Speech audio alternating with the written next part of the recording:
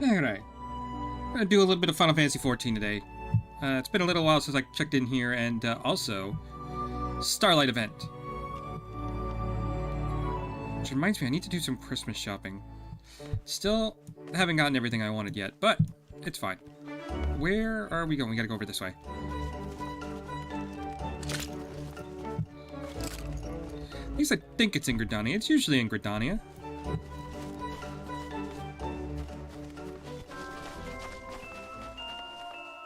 Yep, here it is.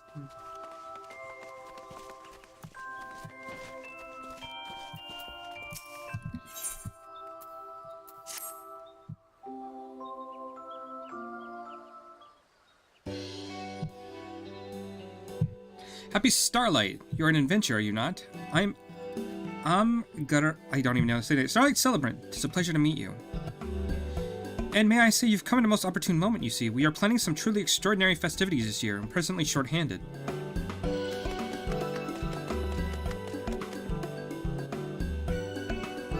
It's no good, Celebrant. We will require the aid of an adventurer after all. Oh, dare I say he is an adventurer? Have you already made the arrangements? Allow me to introduce Associate Professor Larison of the Stadium of Charlian. He and his his are the festivities for which I am hoping to secure your assistance. Lorenzen, Facility of Folklore, delighted, I'm sure. Without further ado, then, I shall test your knowledge for the season. First question, which creature symbolizes the Starlight celebration? Yeti! I think last year it was a Yeti.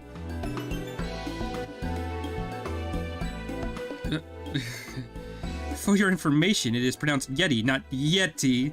Regardless, why on earth would such a savage creature symbolize the Starlight celebration? The correct answer is reindeer. From gifts to garb, Starlight's paraphernalia is often emblazoned with the design and the image of these noble creatures. Now for my second question. When did the Starlight celebration begin to make use of this symbolism? When? You mean to say it's not always so? No, indeed. Any mention of reindeer is conspicuously absent from the tale which inspired the celebration. Thus I take it upon myself to delve into the truth of the matter. And after many a moon scouring literature, I've discovered some telling testimony in an ancient Ishgardian tome, which spoke of a reindeer that amused younglings with delightful illusions. It was this spectacular act that earned reindeer their Starlight celebrity, I posit. In order to prove my theory, I've journeyed to Gridania, the Starlight celebration, with my trusty fellow, Blitzen.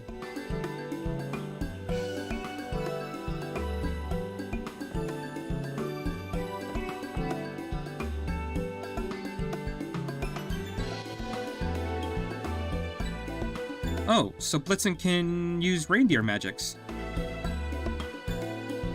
Yes, Blitzen is of a rare lineage, one that weaves illusions as a defense against predators.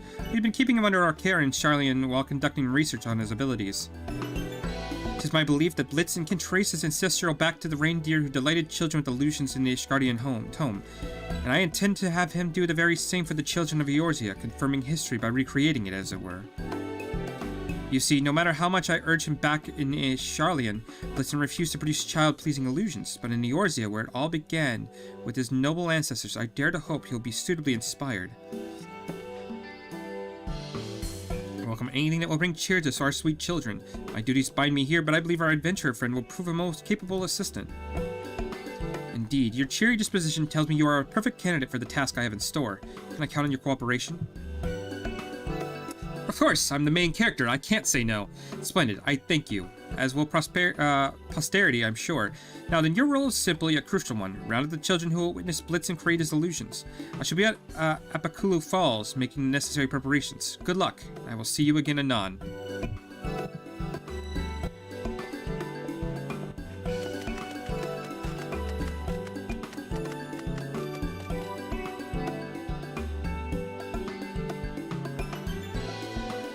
Perhaps you can begin your search along the path from the markets to the Lancer Guild. I dare say a few youngings will be out gazing at the shops and decorations.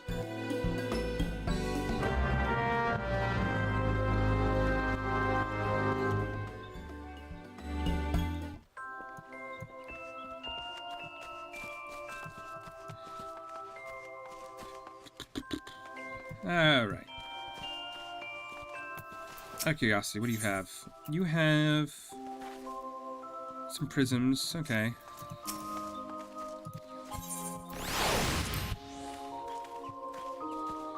Let's go ahead and knock this out real quick. Shouldn't take me too long. And then we get a... I believe we get a mount out of it. They usually give a mount for the seasonal events.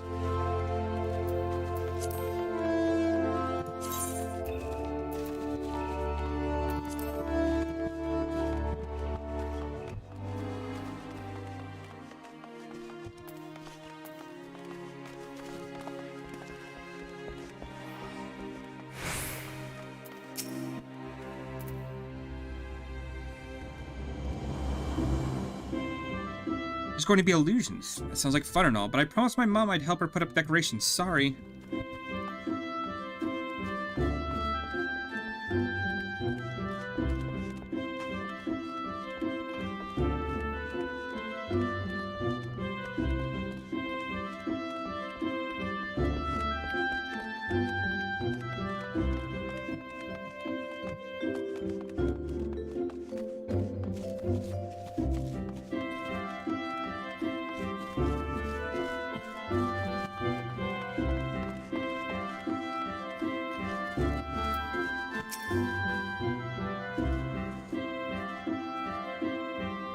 Oh, I was told to buy a Starlight cake and hurry home. Sorry. Oh, this is gonna be sad, isn't it? There's gonna be no children who show up.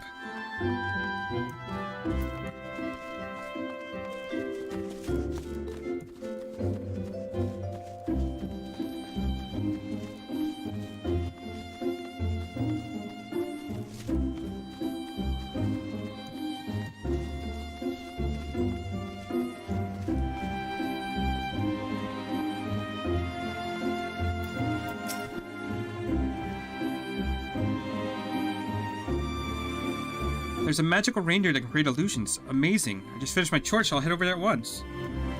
Oh, we got one kid. I guess that's something.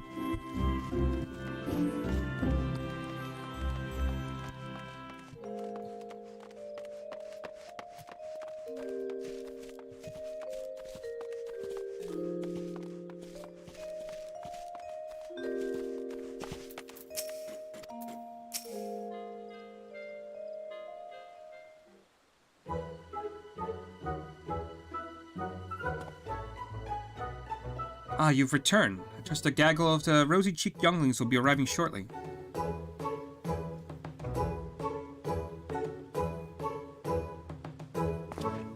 Only this one. This is precisely the problem with today's youth. No concept for scholarship or the virtues of academic inquiry. I suppose that a single ragamuffin will suffice for the purposes of proof. The number of children isn't consequential after all. Blitzen, the season of lights is in full glow, and this child stands expectant before you. Hearken unto the spirit of your ancestors and bring forth your delightful illusions.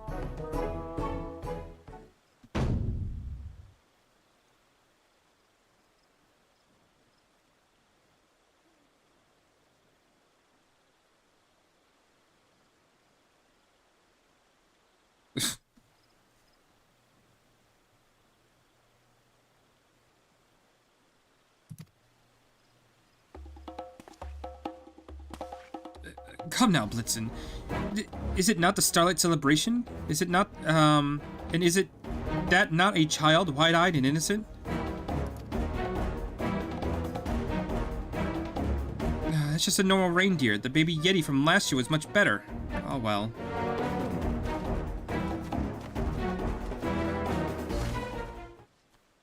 Wait, don't leave, I beseech you. There are crucial discoveries to be made in the name of folklore, which your assistance is paramount.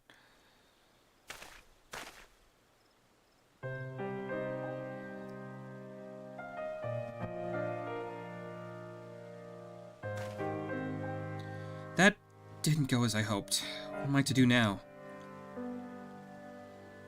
Forgive me, but I need a moment to collect myself. Amidst the calm of the Great Loom Brewery, perhaps. I shall return once my thoughts are clear.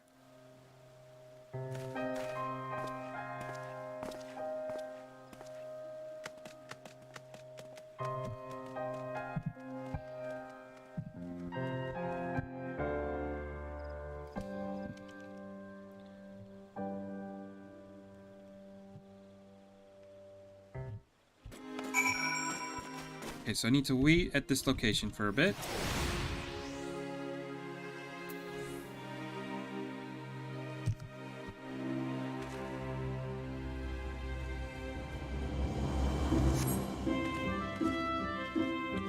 You wait patiently, but Larson does not return. Perhaps you should search for him.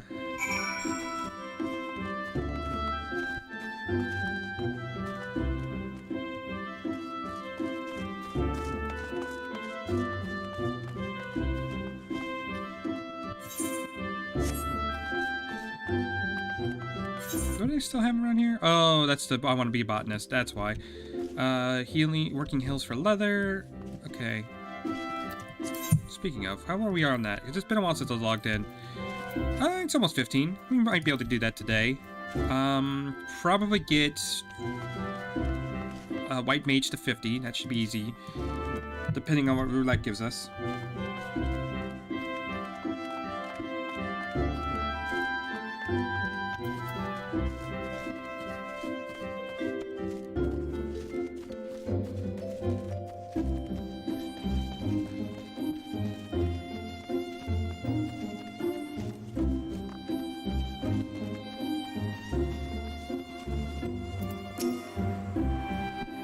Ah, it's you. It seems I've been rather longer than I thought. My apologies. I have been pondering my dilemma, and I believe I have identified the root of the problem. The children of Gridani are sufficient for my purposes. The original testimony was Ishgardian, after all, meaning that it is Ishgardian children I require. I was a fool to consider having my theory proved anywhere else. But there's one problem. Ishgard has closed to outsiders. As an adventurer, however, perhaps you may find a way to enter the city.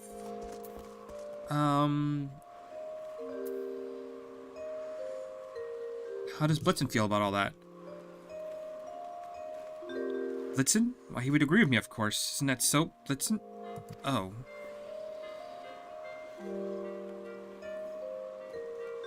Blitzen, where did you go? Blitzen, Blitzen! I was about to say, I would have been a little disappointed if I actually had to go to Ishgard. Because I get it from, like, the perspective of, like, this game's been out for a while. But I don't have that unlocked yet, so that would not have been fun.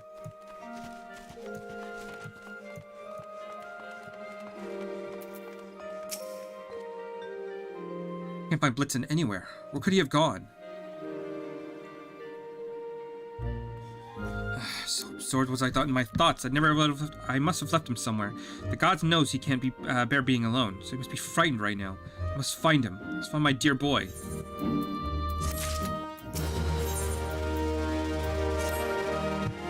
Blitzen, where could you have gone? Larson is in a state of duress. Try to soothe his nerves. Oops. Probably not a good idea to have caps lock on. There you go.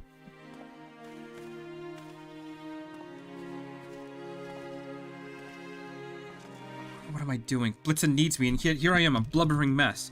I apologize for subjecting you to such undignified behavior. Unforeseen circumstances have a tendency of rattling my nerves, and I am well now, thanks to you. Shall I go and search for Blitzen at once? May I count on your cooperation once more? My heartfelt thanks. For now, let us focus our search within the city. If you could make inquiries in the direction of Makito Amphitheater, I shall retrace our steps back to Apkula Falls. Quickly now.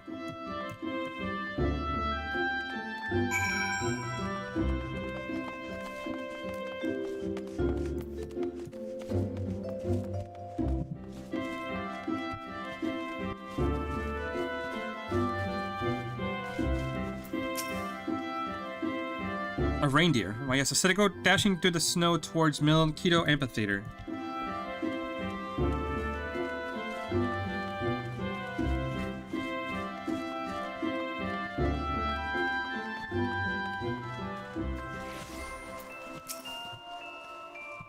A reindeer, you see. As a matter of fact, the one went trotting by the amphitheater and down the lane not long ago.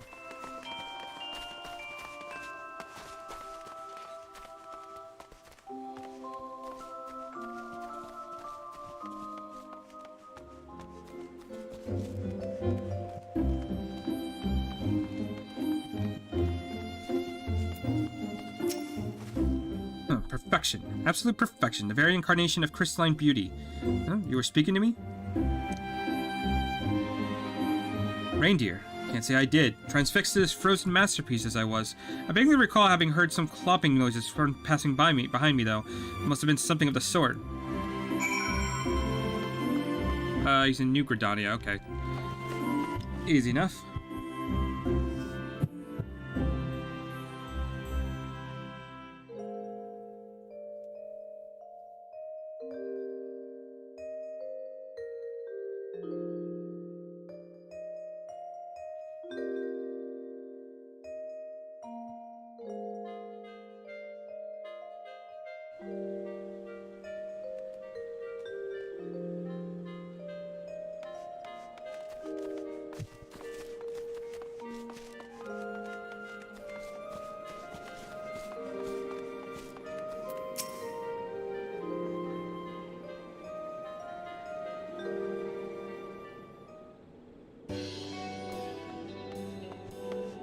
Oh, adventure. Been any luck in locating... Blitzen, where have you been? I have been running up myself ragged in search of you.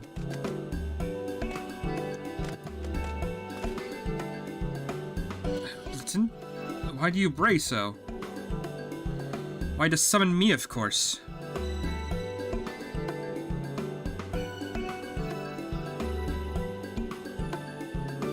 And you are... Oh god, really? I am the Saint of Nemea, and I have come at our adult friend's behest to lead your misguided soul in the soothing bosom of Starlight celebration. I ask you plainly, young scholar, do you understand why you were unable to coax forth the legendary twinkling of this reindeer's magics?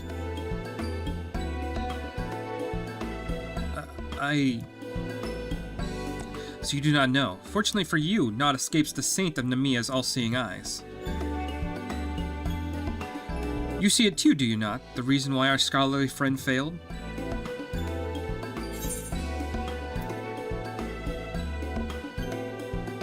You lost sight of the spirit of Starlight celebration.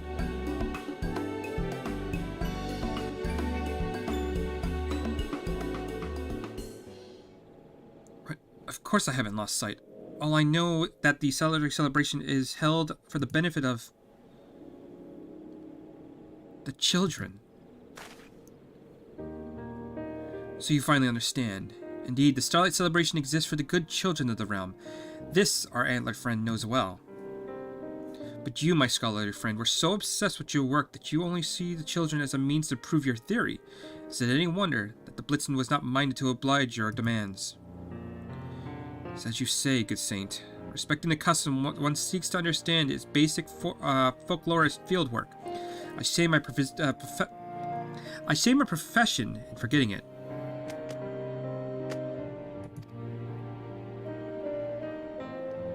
My thanks for comforting me, my friend. My apologies for ignoring your feelings. It seems my job here is done. I leave this man and this reindeer in your capable hands, adventure. Happy Starlight to all, and to all a good night.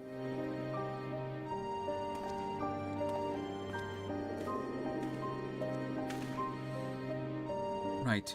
There isn't a moment to lose, so let's resume our research. Forgive me, force of habit. Let's resume our celebration of this wondrous season by bringing joy and happiness to children. Mommy. The cry of distress. It comes from the other side of the Aetherite Plaza. Come, my friends.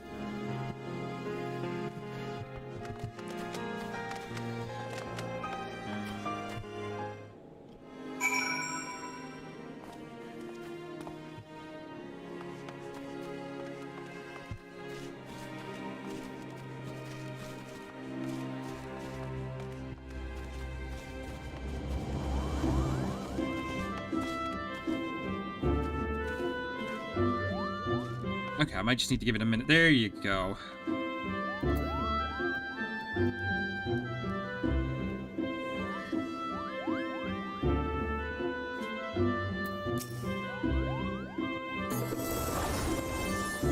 Oh dear, distraught as she is, how are we to learn what ails her? We need to settle her somehow, with sweets perhaps, or toys?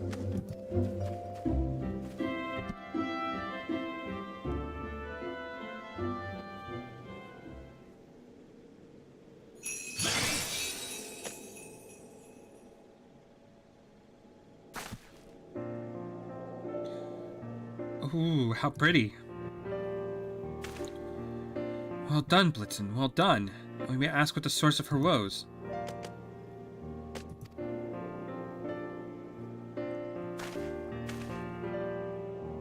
Greetings, little one. Tell me, what is it that troubles you? Well, me and Mommy were on our way to the markets, but suddenly she wasn't there, and I got scared. I see. I expect your mother is still nearby, in which case...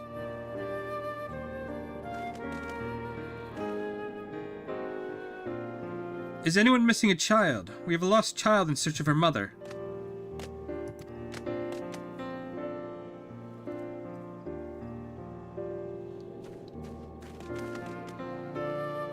Oh, there you are. Thank goodness.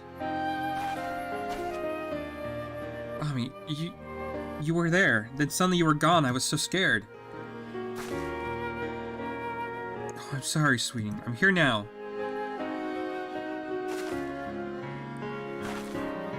Thank you so much for looking after my daughter, sir. Thank you, sir. And thank you, Mr. Reindeer. The shiny presents were really pretty.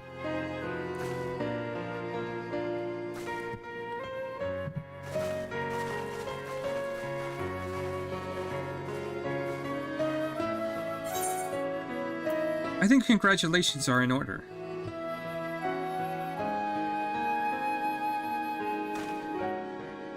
What? Alright, I suppose Blitzen just proved my theory, didn't he? I was too concerned with helping the little one to notice. Well, I shall complain.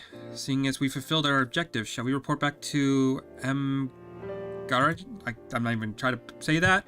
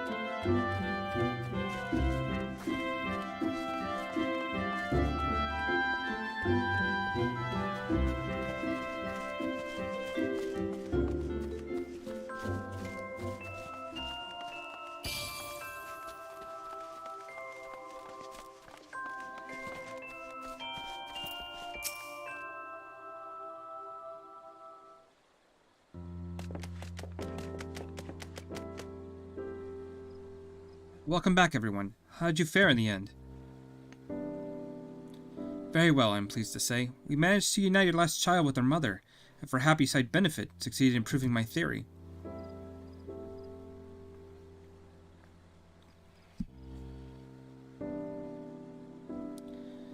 Oh my, the three of you have been busy indeed. Thank you for your help, Adventure. Allow me to offer my gratitude as well. Were it not for you, I would have remained blind to what was truly important. Saying thanks as well, are you? But it seems to me you played as important role as any today, Blitzen. You are a dependable little helper as I've ever known.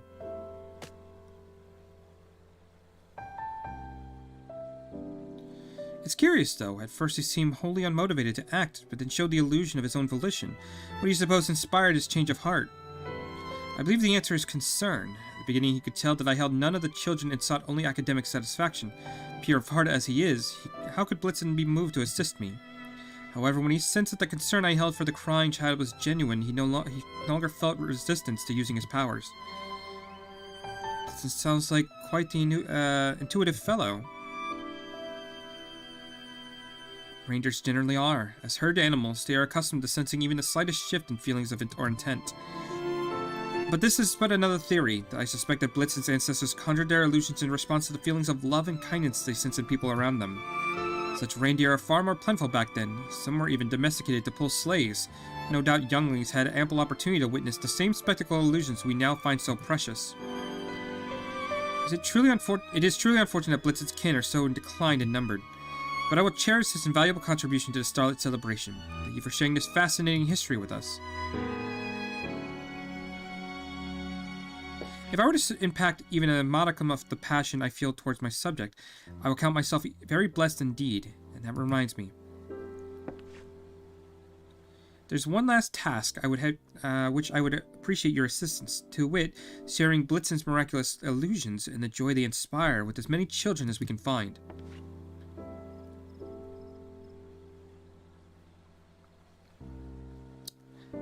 Speaking in the true spirit of Starlight, Larison, I dare say you'll be a little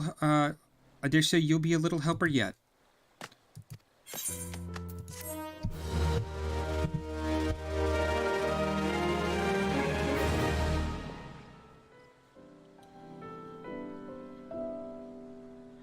Speak with Larison to accompany him on a special Starlight celebration mission. Who knows what familiar faces you might encounter?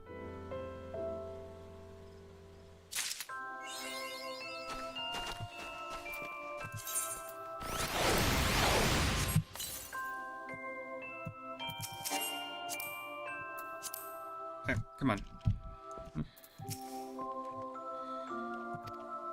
Task is simple. We will take Blitzen on tour of Gridania and delight the children who meet with his marvelous illusions. While little helpers will be distributing presents of a more tangible nature, I believe that Blitzen's glamour will perfectly set the tone for such gift-giving. Being a visitor to the city, however, I'm not certain where to seek out children. May I trust you to guide us to them? Marvelous. Without further ado, then, where shall we head first? The markets. Very well, let's go and spread some Starlight cheer. I don't know if this will actually give us anything. We already got the kind of reward, but might as well. Wow, reindeer are massive. Look at him. He's massive. Go on, Blitzen. Show us your spectacular glamour. Oh, that's incredible. Happy Starlight, my child. This little helper has arrived with a very special gift.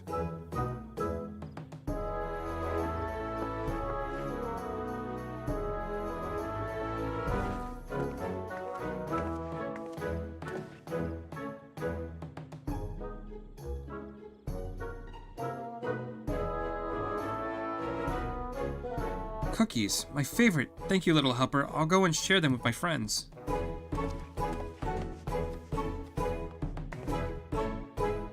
Well, a visitant alliance, lending your assistance to the Starlight celebration. As you can see, the Caroling Canopy is also participating in the festivities this year. Our establishment has adopted the Starlight spirit and a special children's menu in addition to the festive decorations. 'Tis the season, after all. Now, while I'd love to stay and chat, I must be off. These cookies won't deliver themselves. Look forward to seeing you again at the canopy.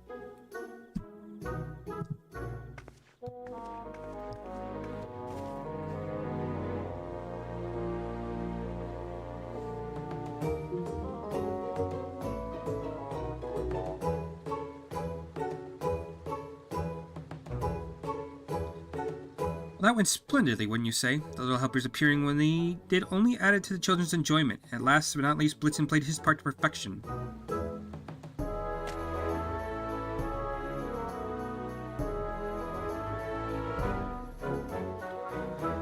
Shall take a well-earned rest, and we would welcome your assistance again should you ever feel like going on another tour. Alright, so it doesn't, didn't... It's little cute moments, but I don't think it really gives us anything, so I probably won't do anything more. What is this? Camp Drybone, okay.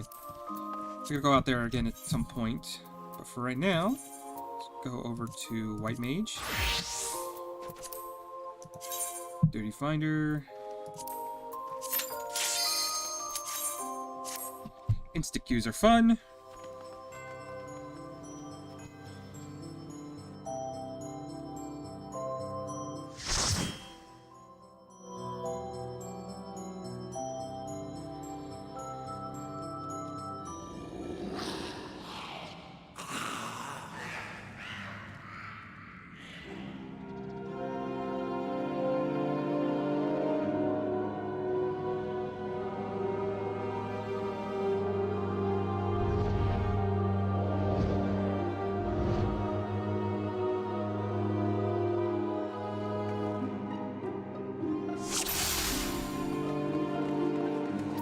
Ooh, we should get a bonus off of this as well. So, I mean, I don't see Samtera leveling us up twice, but maybe.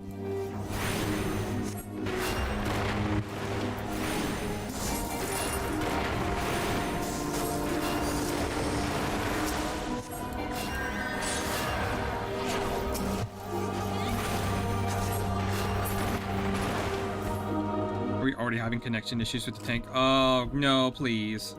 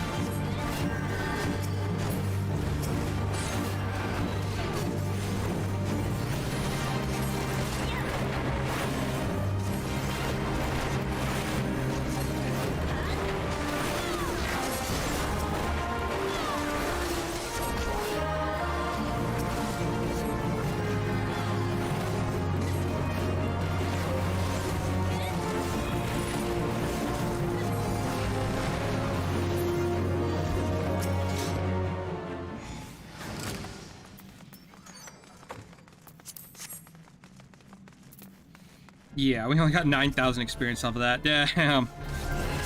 That's unfortunate. I mean, kind of to be expected. This is a super early dungeon. What is this tank gonna do? Is it gonna just... Yeah, I just gotta focus on healing. He's probably gonna pull until the next group? Or the next wall?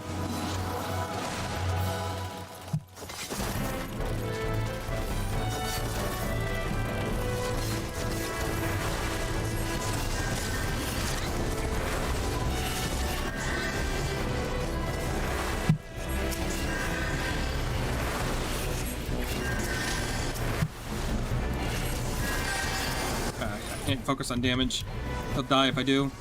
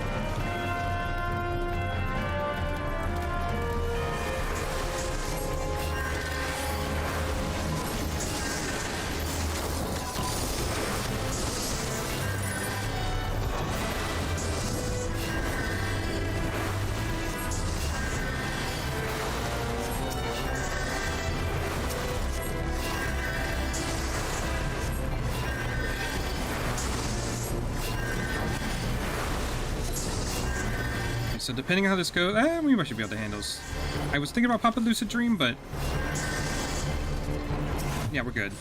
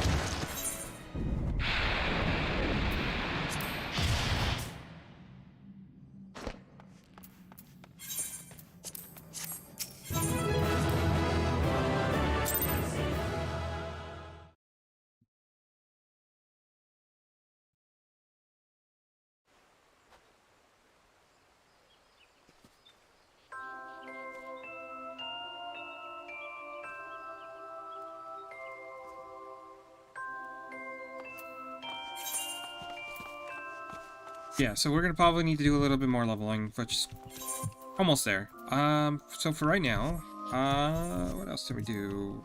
Timers. No, I don't need to do that. I need to do my Beast Tribe quests. Okay. So let's go over to North Shroud.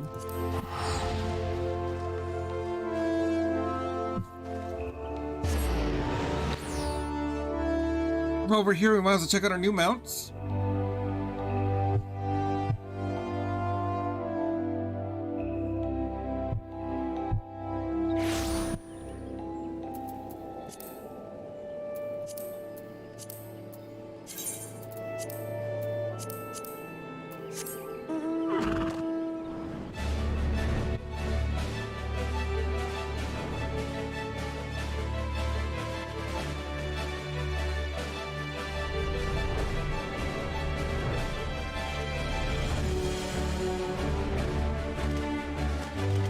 I like this music. I haven't heard this before.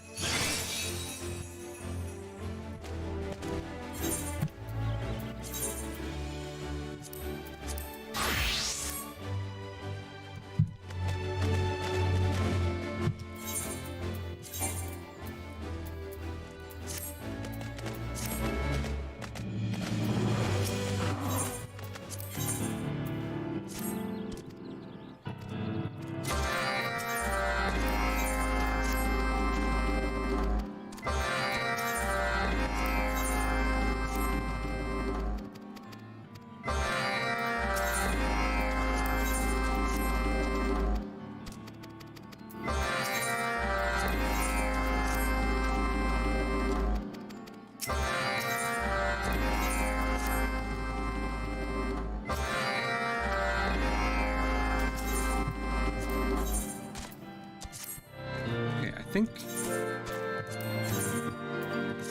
Okay, I'm gonna try to do those ones next. Do I level up this a bit?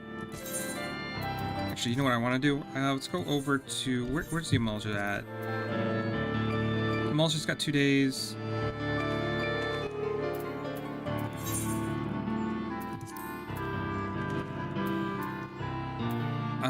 Let's go over to Little El Amigo real quick.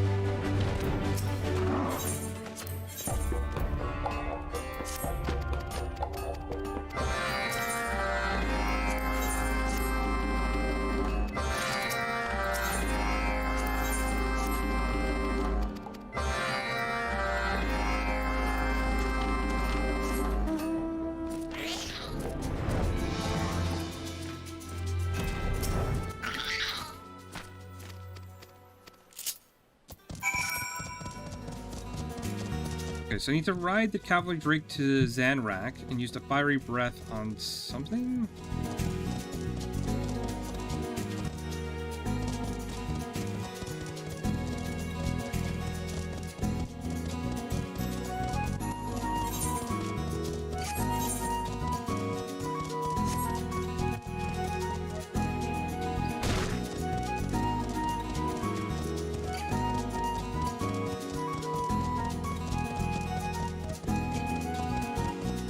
Oh, here.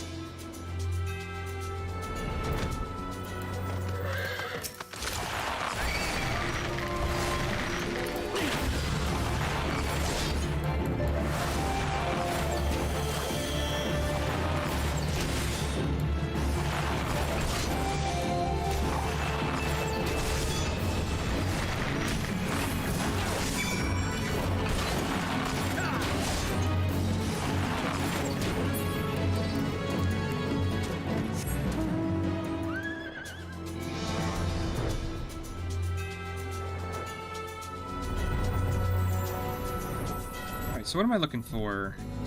Oh. Here we are. We need to put smoldering ash.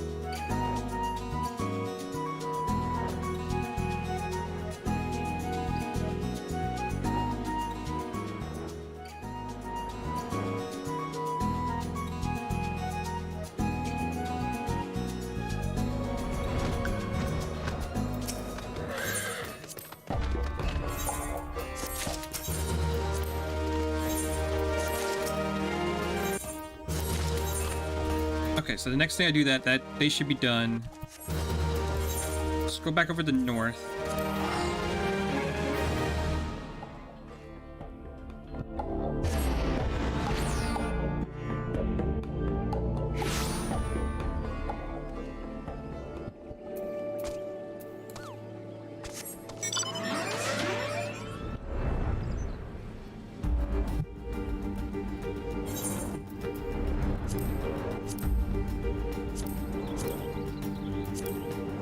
We're gonna do this real quick. I might want to, we'll see. See if I can actually pull it off or not, because this should pop the next Ixil quest.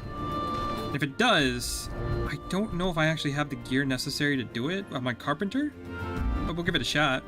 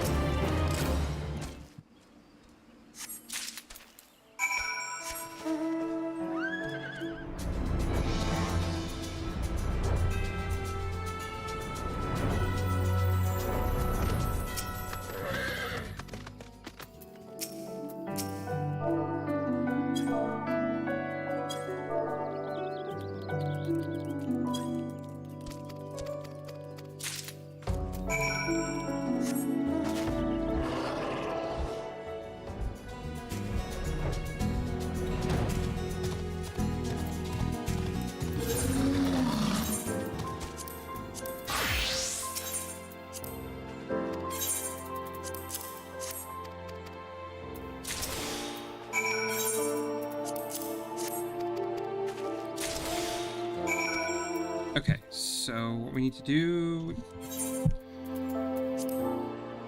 Rival, I think it's inboard hull? Yeah, this one? I do not have the proper item equipped. What the fuck are you talking about? Of course I do. Oh, I don't have the gloves. There.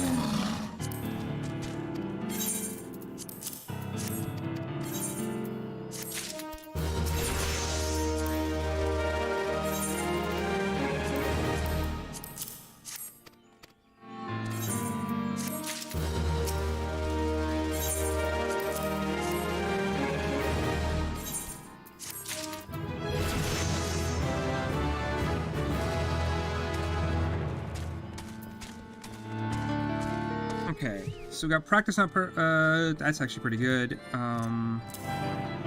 Synthesis is that one over here. Okay, that should give us the next one, right? Yeah, we're right there. Let's see what he has to say.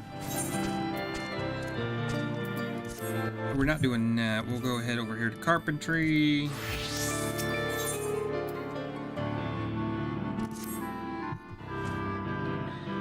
Greetings line. Mood of camp dampened, it is. Dark and dreary. Lay dormant, Dezu Kolan does, as deflated balloon. Fly without Tatamaro's touch it cannot. Rely on Tatamaro we did. More than Sezu realized. Become hard up Ket 9, Tataramu has. Despite his hapless feelings, Sezu does. Ask Lion to visit Gridani and parley with Skywind Skyways. Sezu would. Only fledglings sit and screech and do nothing. Tatamaro needs to fly and gave him that chance we will. So serious Sezu has become.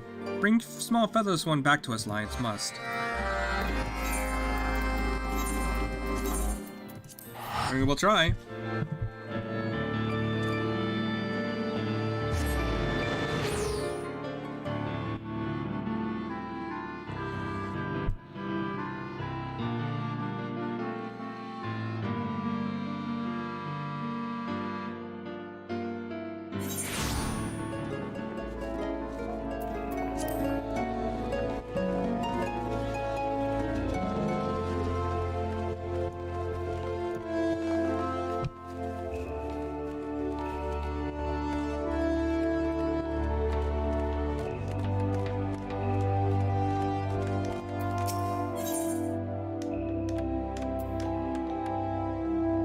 am I doing? Well, I need to do this anyway. Alliance, it's horrible. It's so horrible. An officer from the Adler's Nest came to speak with me in a northern shroud near Ixchil territory. They found Gerhard's longbow. I saw the fragments myself. It was the self-same maple longbow I made all those years ago, which means Gerhard is... I wish to be alone right now, Alliance. Go, be with your loved ones, and play with your younglings in the acorn orchard. Okay, we're gonna have to do that anyway.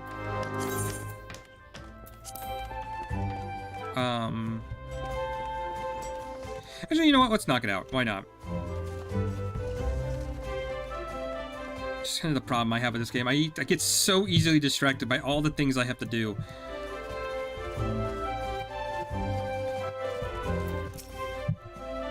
Hey, Lions. It's good you were able to, you weren't here earlier when Breton heard the news. He went on a rampage in the workshop, howling like an animal and breaking everything within reach with his bare hands. I don't think we can help him this time. But if you could try to help, you could give him some really, really good wood. Like, say, the best length of rosewood lumber you can make. Maybe that would work. I gotta get a length of rosewood. Okay. So for rosewood, I need... probably over here. Rosewood is... Where are you?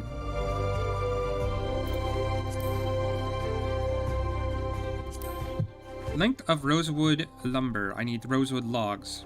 Got it.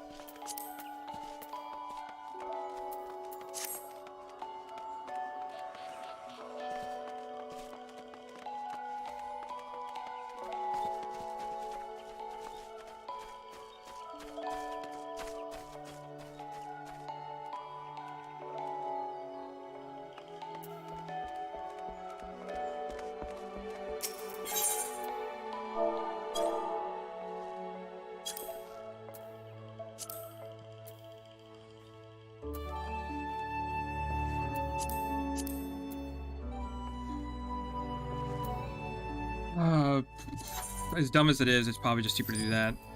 There you go. I could make it myself, but whatever.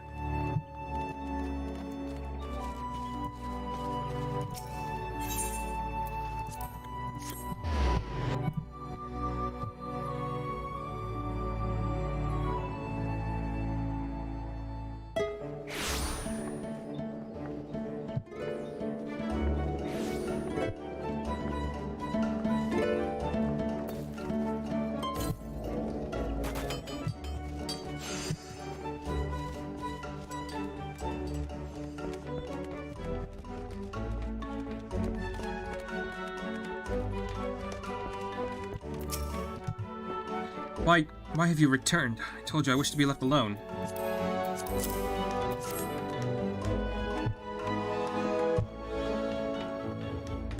This is an exquisite length of rosewood lumber. Truly this accumulation of decades of growth and maturation. I know you mean well, Lions, but it's no use. My thoughts remain with Gerhard. Like a young sapling, he matured into a magnificent tree, only to be cut down before his... What am I saying? Gerhard is no sapling. He was one of our finest, and the scouts found signs of a skirmish, but no bodies. Do you not see? He must still be alive. He and his squad are out there somewhere, isolated and likely low on supplies. I know for a fact that he only carries one bow, so if the weapon has been broken, Major Forfend, he could be defenseless. He must needs be sent a new one straight away, but I fear I am in no condition to craft it. In my earlier foolish tantrum, I injured my hand and have not the strength to grip a saw. You must be the one to craft Gerhard's bow, Lions. I beg you, make him a peerless crab bow and affix it to the salvage aim materia in the 3rd grade.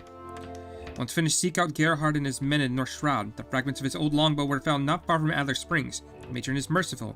He's been found not far from there. Please, Lion, you are my one and only hope. So I need a crab bow melded with the salvage aim materia, which we can do. So that's easy enough.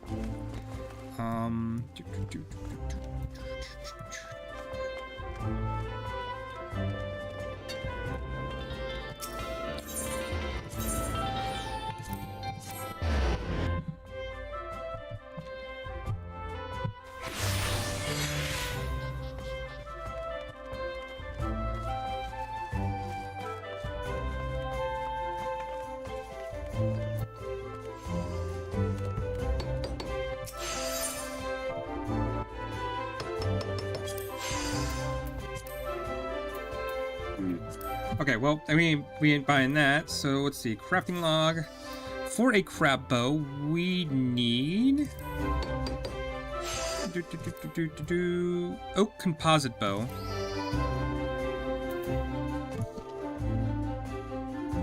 Oak composite. And we have... Oh, my lord.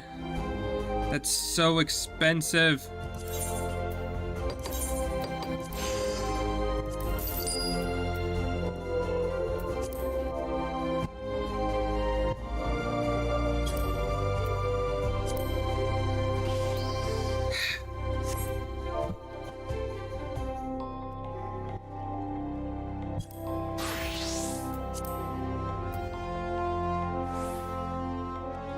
Ugh.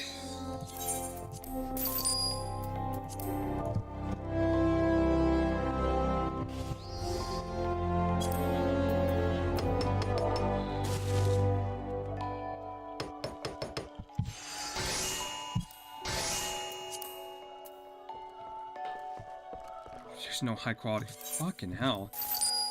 I guess we'll just have to try it the best I can. And then last but not least, still no onions. This is not gonna be fun. Alright.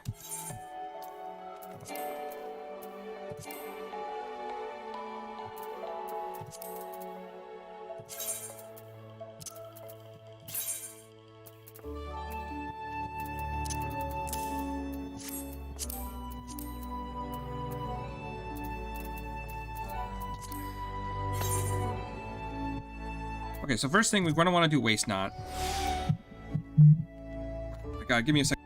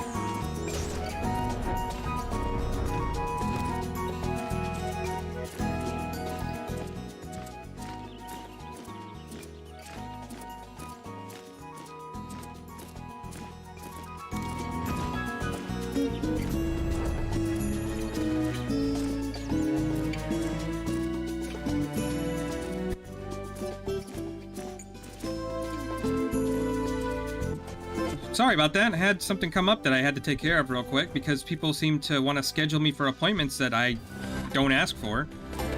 So that's fun. But we got the crafting done, so I can't complain about that. Let's go ahead and turn that in real quick. What do you think you're doing here? Take cover, you fool. What are Ixals about?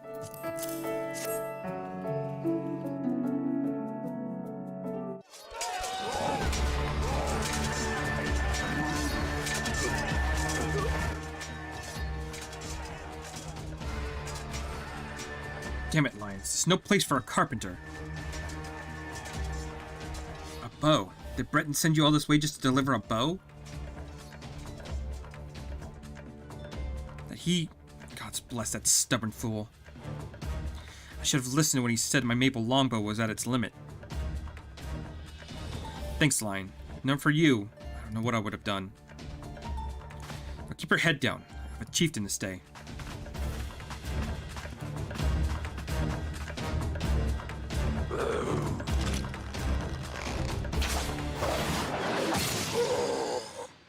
Jesus, right in the head. God damn.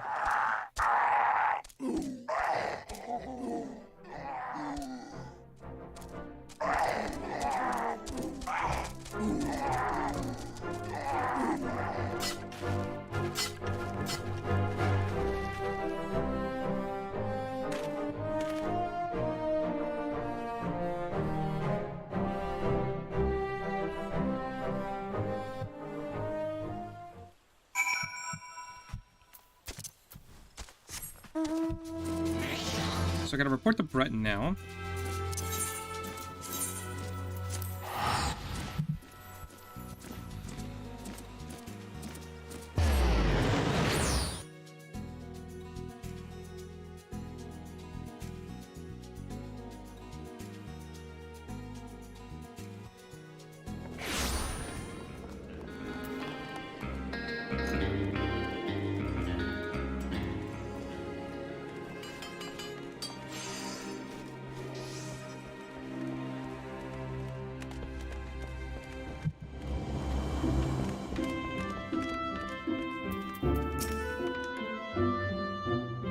Kiss you, Lions. He lives. Gerhard lives. You a debt that can never be repaid. 1,000 times over, I thank you. You came to us as a seedling, yet now you are a Heavenspeller.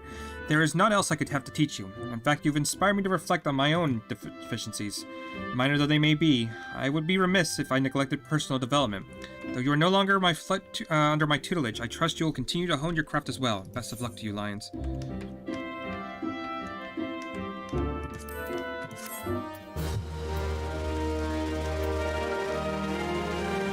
This concludes the quest for Realm Reborn.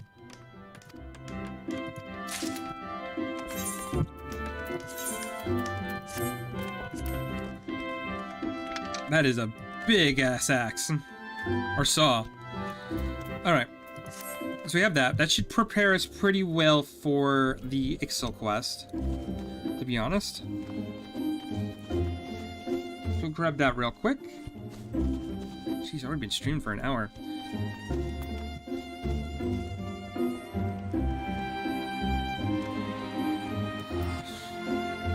All I can say is just be grateful that none of you have to deal with the VA. It is one of the biggest headaches in the goddamn world. They schedule shit that I never ask for all the time, and then they'll pretend it's like your fault. It's just a headache.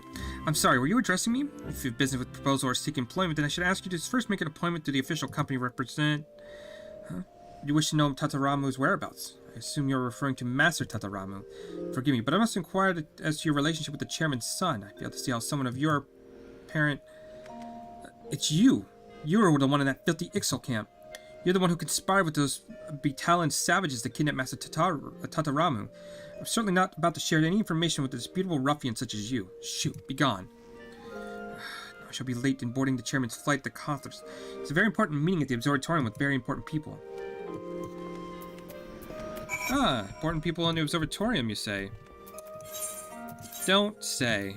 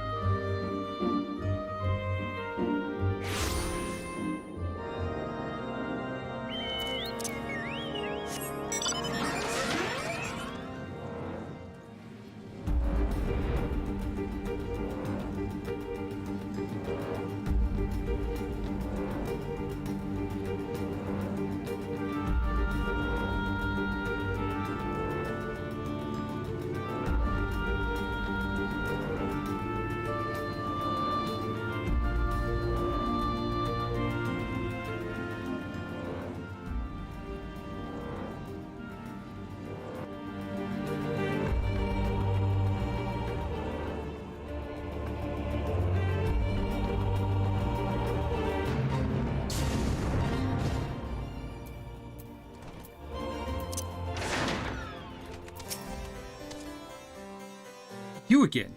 However did you know where to... Well, I'll not stumble like that a second time. Keep quiet. Chairman Tatabaru is engaged in extremely delicate negotiations, not to be disturbed. You're still asking after Master Tataramu? Now be silent. If you absolutely must know, the young man accompanied us here as part of a continuing education in company management. His chambers are guarded by our loyal, not to mention lethal retainers. You forget any plans to spirit him away again.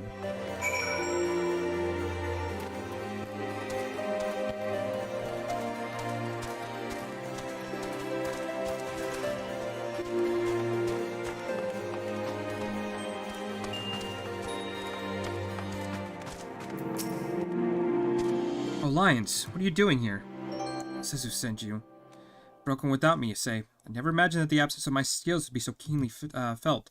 I'm flattered, but as clear as I would love to stroll out the door with you, I'm afraid things ain't that simple. My father dragged me along on the pretense that I'll be learning the trade and confined me in this room. I'm practically a prisoner. Do you see the guards in your way in? Should I attempt to take even one step across the threshold, those company-bought thugs will stop me in my tracks. There must be a way past them that doesn't involve outright violence.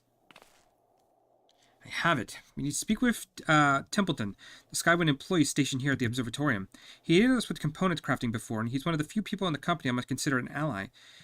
Wily he may be, but it is the exact trait that will serve us now.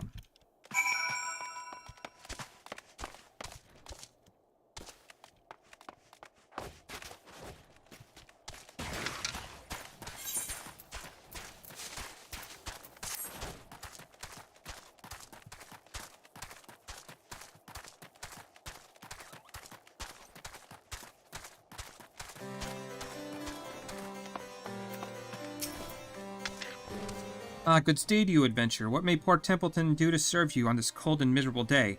Which, come to think of it, fairly well describes every day of this god's-forsaken croc-infested stench of icy hell.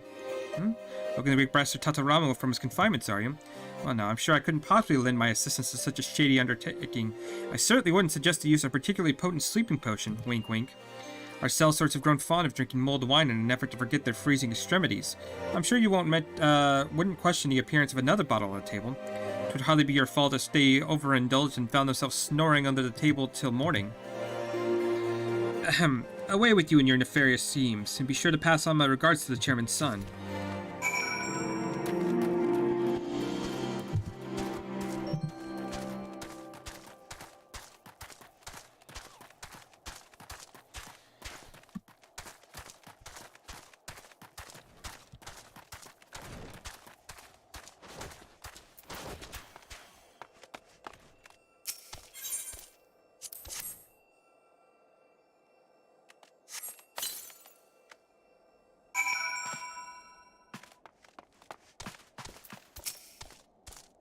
Lions, what news? Was Templeton able to offer a solution to our dilemma?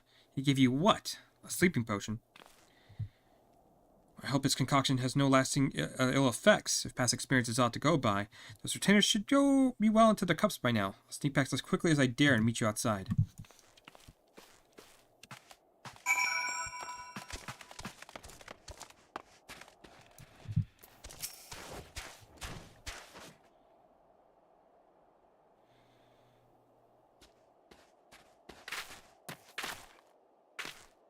So far, so good, it would seem. Now let's return to the Soul's camp before our father concludes his negotiations. Our word with you, Master Tataramu.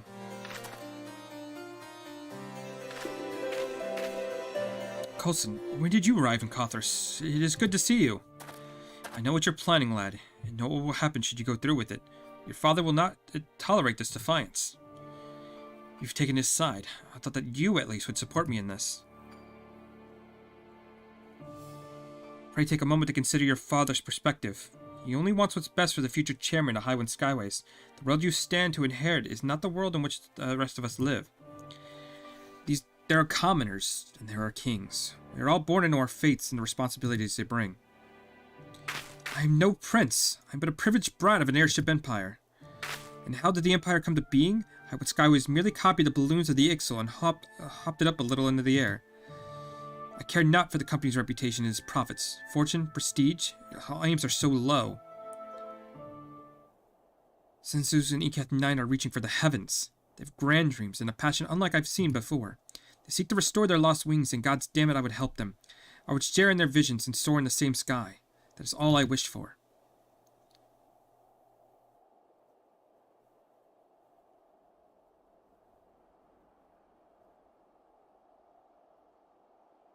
Go, Master Tetaramu.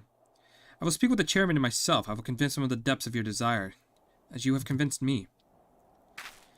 You will? I have underestimated you, young sir. Those eyes, that mask of determination, is like witnessing a decades-old memory come to life. There can be no doubt that your grandfather's blood runs hotly in your veins. Coulson. Quickly now, off with you. The longer I stand here in the biting cold, the more my lips start to shake. And for the fervent heat of youth.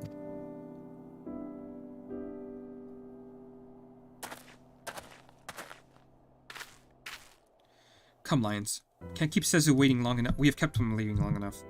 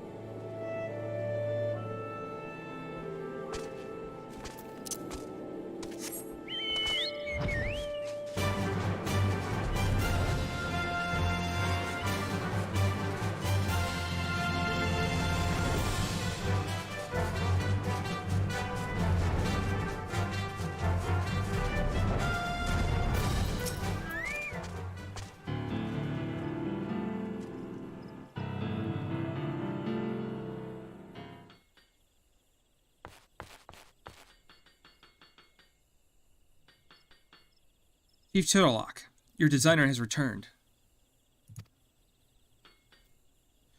Sezu?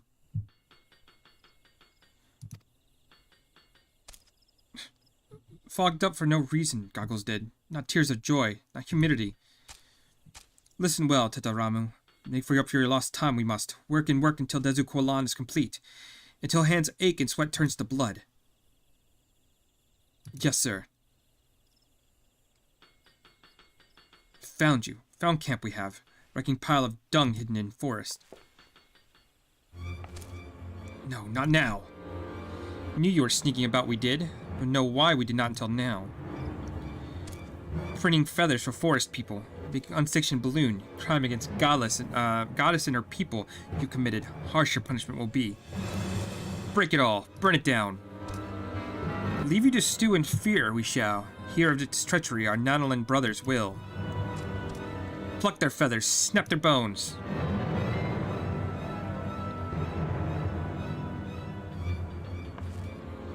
Sezu, what do we do?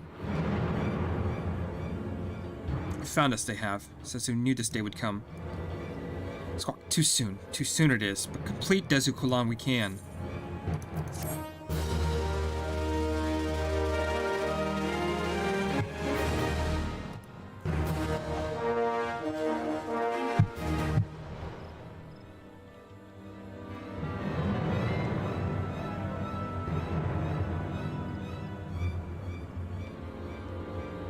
Thanks to your diligent efforts, the construction of Dezu Kolan is almost complete. With the return of Tetaramu, the few final adjustments are now all that stands between the Iketh 9 and distant skies.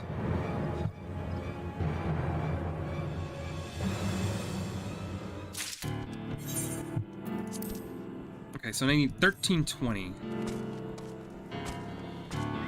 Yeah, I thought I'd be able to do those ones. Where's this one? Well, 16? Yeah, probably won't be able to do that one. We're gonna do what we can for Leatherworker.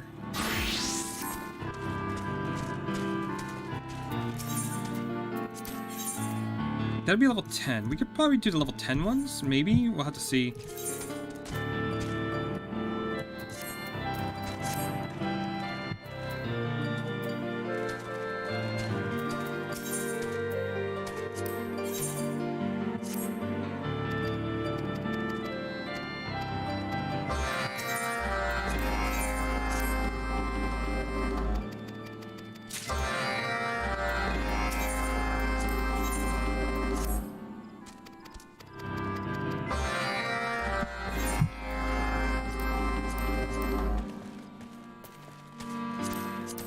do those ones first. So what do we got? Switch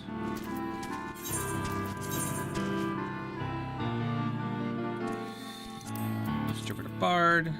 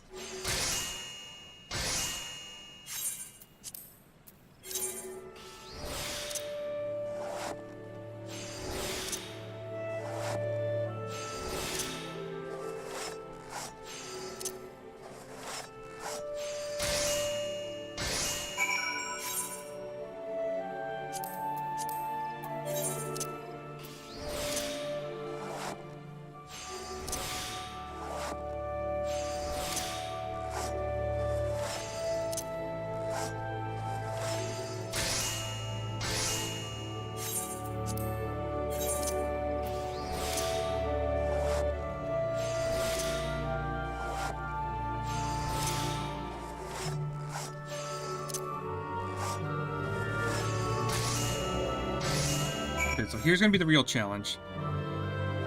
I need a starboard wing component.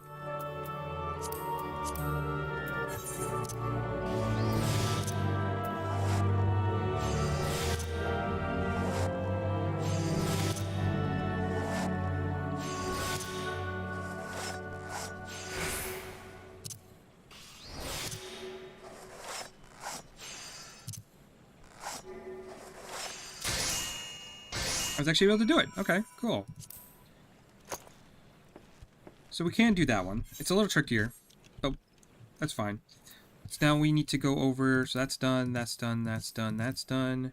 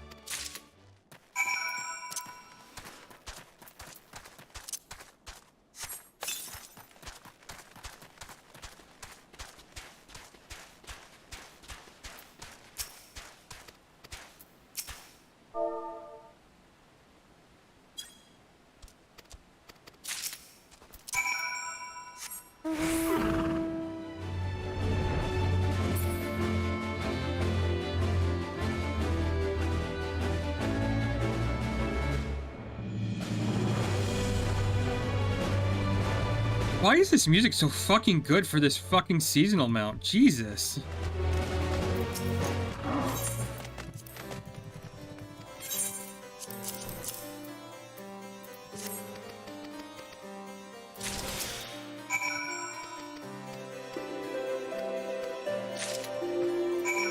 Okay, so crafting log, we gotta do...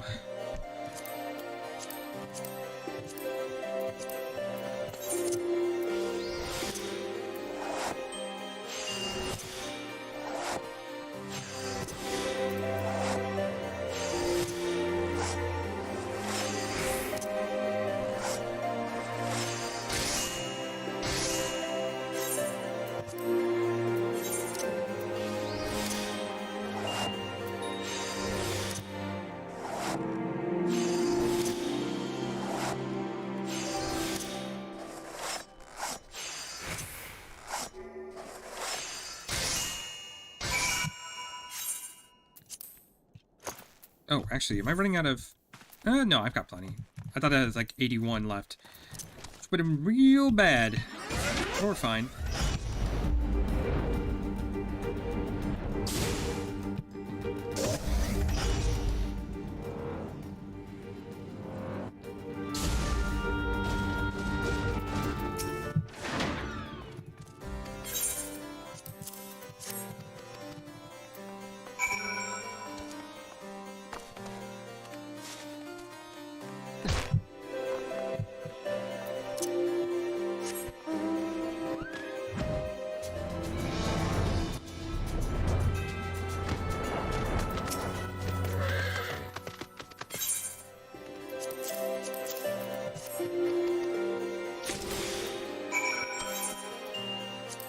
Okay, so I need to do arrow, there you go.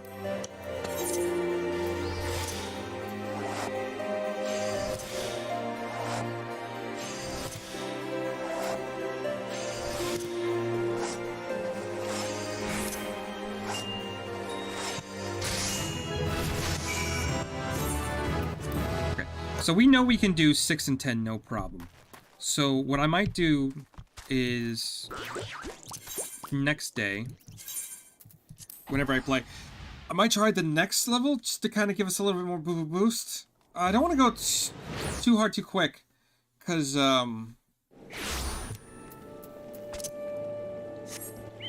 Then we got quests we're not just gonna be able to finish it all, so let's go turn these in. See where that puts us.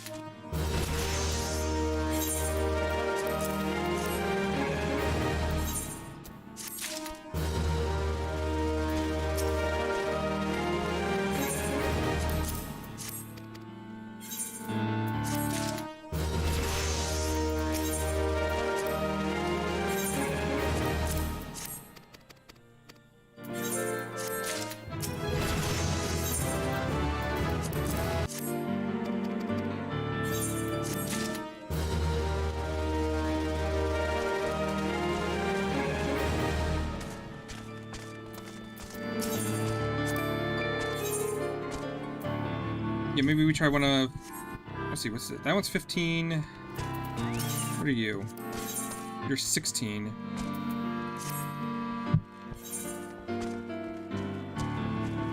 That one's a little bit tricky. I don't know. We'll have to see.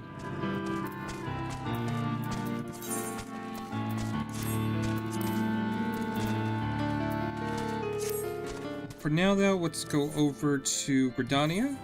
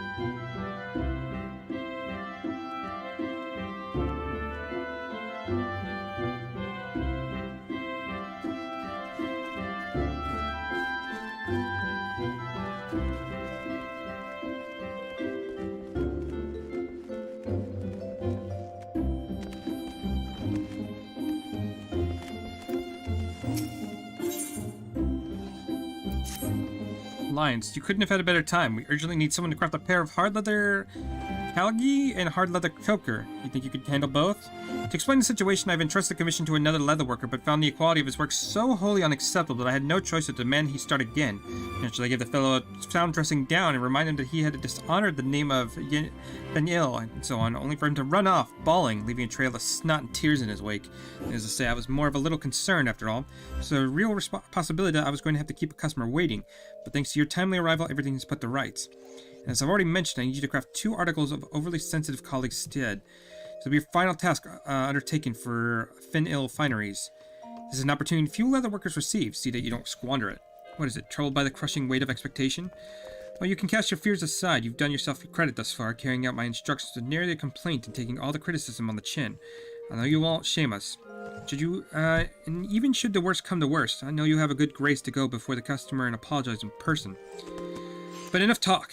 You've best get started if you're to complete the order on time.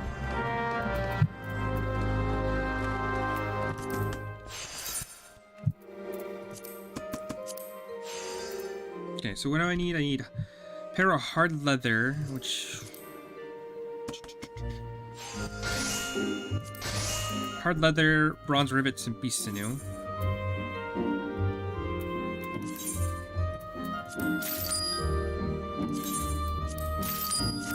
maybe knock that up.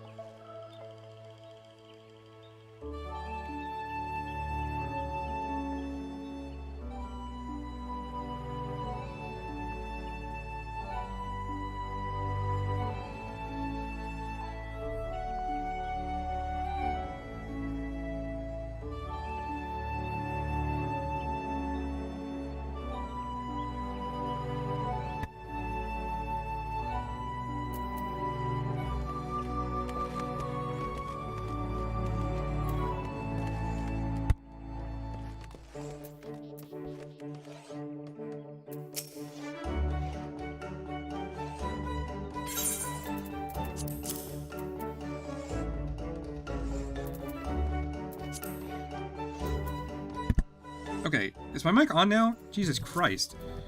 I don't know how I fucked that up so many times.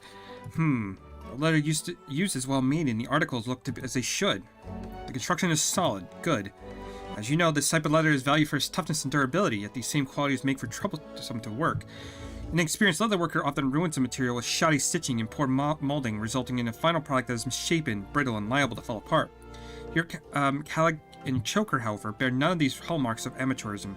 Your construction is solid and your leather has retained its strength. You have grown considerably as a leatherwork alliance. Your latest creations attest to this.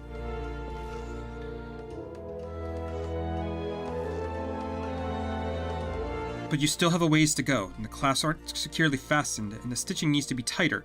In short, you must learn to pay more attention to the details. These articles aren't quite fit to be placed in the customer's hands, but they can be salvaged. You've done your part well enough. I'll see to the rest. In the meantime, I have you attend to something else. It is an important duty, one that is all too often overlooked by artisans, namely taking responsibility for failing short of expectations. In the guild's reception area, you'll find an old gentleman named Susubar Badi, one of our regular customers. It is he who placed the order for the Calig and Choker. I'll have you go to him and kneel an apology for the delay.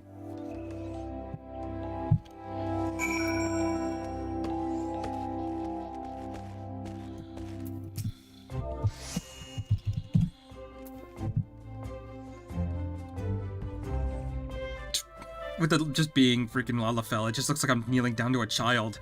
What in the name of the 12 are you doing? Do get up. What's that? My order's delay, you say? Is that all? And here I was thinking something terrible had happened. It's quite alright, truly. I came here precisely because the Leatherworkers Guild has never compromised on quality. This trifling delay only confirms to me that the fine principle still endures. Anyway, it's very kind of you to bring me the word. By the by, your face isn't familiar to me. Are you new to the guild?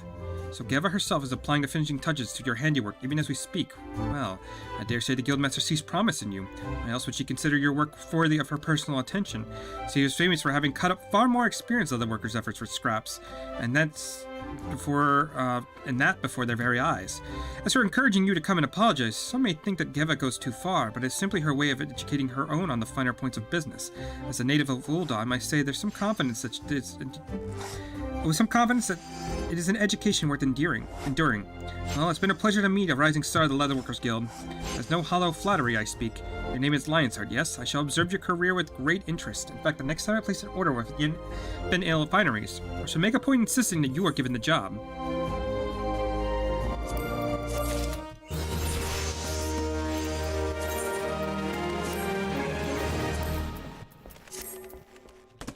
And we already have the level 20, so we'll go ahead and do that too. Ah, there you are, Lions. I was hoping you were working on your techniques because I have a difficult task for you. Well, perhaps not as difficult as originally intended. I had thought to bid you prepare 100 circles of algoat leather, but instead I want you to gauge your aptitude for materia melding. You have at least a passing familiarity with materia, correct? The crystallized substance often used to enhance the properties of weapons and armor. Certainly I hope you do, Lions, because an experienced leatherworker is expected to possess the skills to meld materia to his wares. For this text, you will affix a single materia to a pair of goatskin leggings. What type of materia you use is of no consequence. What matters is your ability to successfully attach it. That goes without saying that you must make the leggings as well. To do so, you need cotton cloth and aldercoat leather. Most cotton cloth is produced by the weavers of old and sun-silk tapestries, while aldercoat leather is, of course, obtained from adgoats, which roam the deserts of Danalan. Lest you think I would send you all your way to the Sultanate, fear not.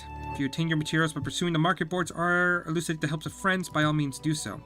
That said, a trip to the central Danalan may be warranted if you know nothing of materia. There's a goblin somewhere out there who's said to be authority on the subject. Now run along and get crafting, Lions.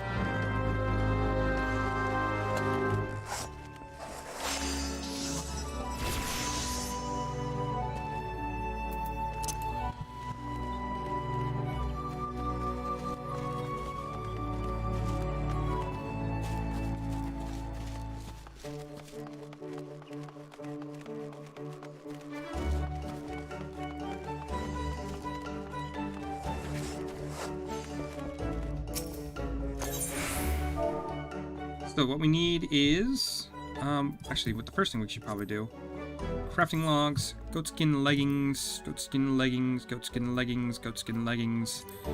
So I need aldercoat leather.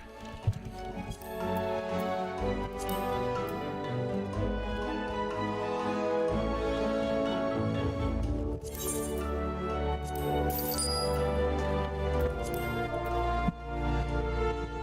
One died.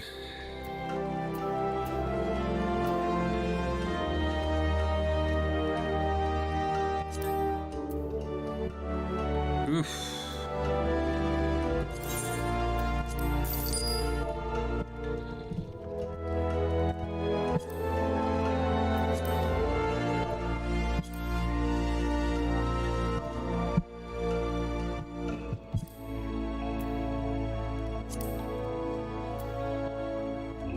Oh, that's why I couldn't find the onions on the market board. Okay.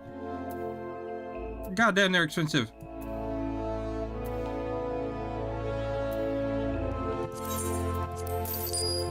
I also need one of these. Okay. Fuck. I just wasted a shit ton of money. Okay, and then the last but not least, we are going to go,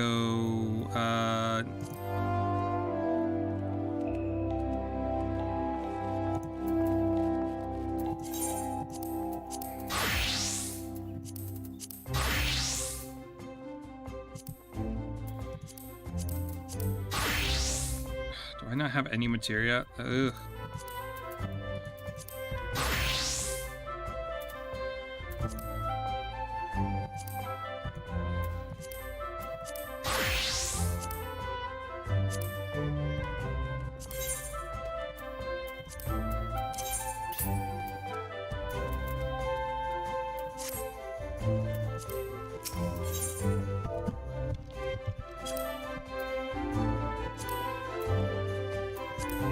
Why?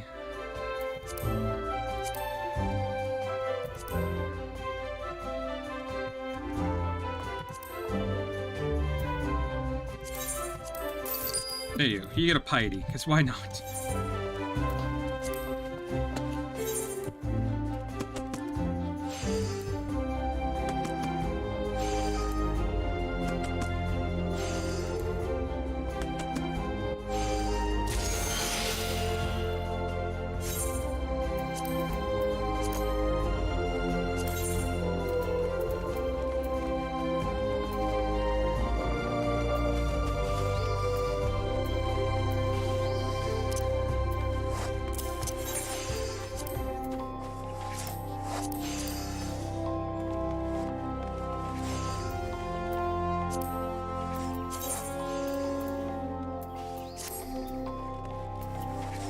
Okay, so maybe we can't do piety, but maybe we can do critical hit?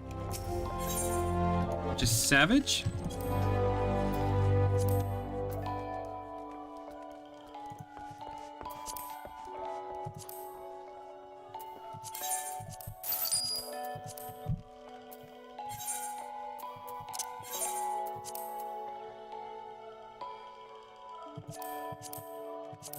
Why can't I do that?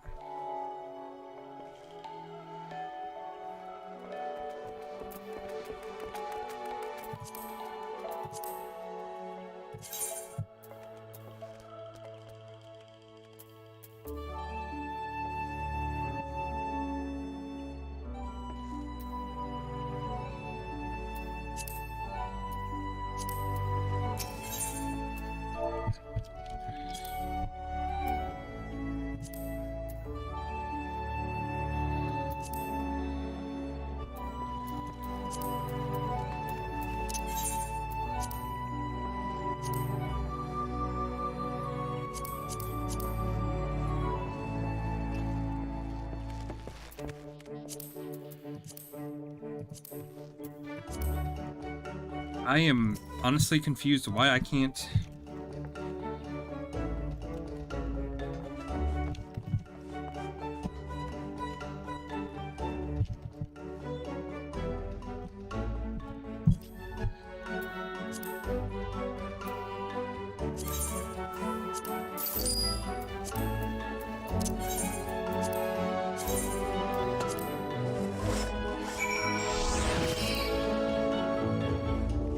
Okay, that was weird. I don't know why none of that worked. But there we go.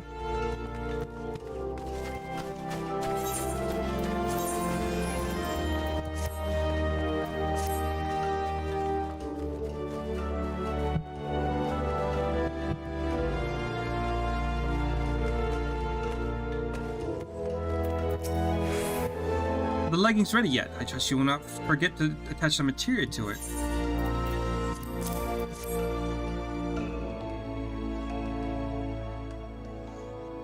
Well, they could be worse. I don't know how long you've been about this adventuring business, Lions, but do you know that the leggings that were once no more than straps of cloth or leather? It's true, we used to wrap each leg with a single long strip from the ankle to knee. Nowadays, of course, designs which extend to the thigh are much more popular. Soft, lightweight leggings which provide the balance of protection and flexibility demanded by the wood whalers, the gods quiver, and adventurers like your good self. Based on your leggings, I'd say you understood well the importance of these qualities, not to mention the basics of material mending. Indeed, if I were to judge your performance on a scale of 1 to 10, I'd give you a 6. No, a 7. The remaining 3 points, you ask? Quite simple, really. Your leggings were made of skins which were taken from living creatures. The 12 was filled with the wealth of life which we leather workers must take in order to craft our products. Do you know how the outgrowth lived? How it was killed or skinned? Do you understand how these skins find their way in our hands? To understand this process is to understand life itself. Those leather workers whose creations truly deserve to bear the name of Ben Il have faced this burden and accepted it. To them, it's simply true. Therein lies the difference between the goods and the great. Your leggings are fine, Lions. It is you that needs improvement. Call me an incurable optimist, but I do not think it is beyond you. Study your materials and learn their history, practice your craft and keep discovering new techniques. That is still your path forward. And who knows, maybe one day I'll allow you to represent the guild in the annual expedition and pitch your skills against the finest craftsmen in all of Gridania. Of course, that day, should it ever come, is yet a long ways off. So it's good to have a goal, however distant, is it not?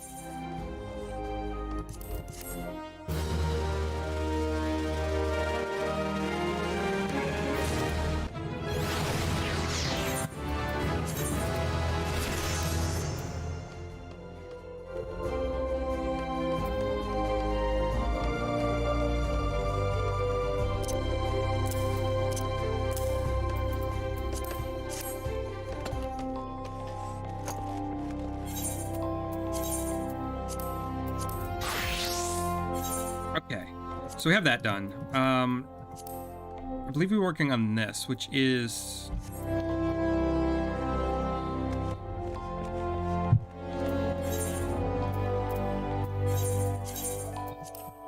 the last bit of Hildebrand for A Realm Reborn. So I want to go ahead and knock that out real quick.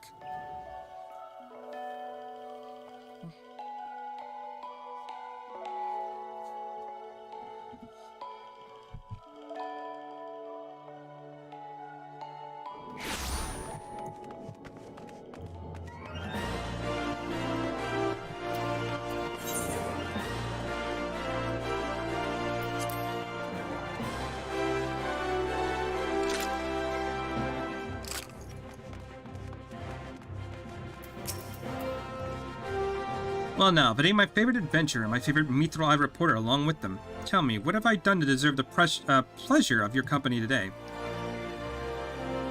I see. As much as I'd like to help the two of my mates, I'm afraid you found old Wyman at a loss. Well, that has more of its fair share of treasures hidden in otherwise. I reckon our Phantom Fiend could be after just about any of them. I can tell you this much, though. Whatever that thief got his eyes on, it's got the Sultan sworn in the right thither. Word has it they found a regiment of their best and brightest to safeguard the royal vaults of this very threat. The Sultan sworn aren't like to forthcoming with their information, but it's the only lead we've got. Come on, Lions. Say it's time we paid a visit to the heart of the sworn. Oh, hold up there, Ellie. I ain't generally the worrying type, but you may want to think twice before getting yourself involved in this. A man of my business develops a nose for danger, and this time, the stench is coming fierce. You're a reporter, Ellie, and one fine one at that. Don't put that pretty neck of yours at risk trying to play hero. Your concern is touching, but I assure you I am ready for whatever danger lies ahead. Besides, being a reporter is about more than selling papers. Our duty is to seek out the truth and convey it to the people. Come, Lions, time is of the essence.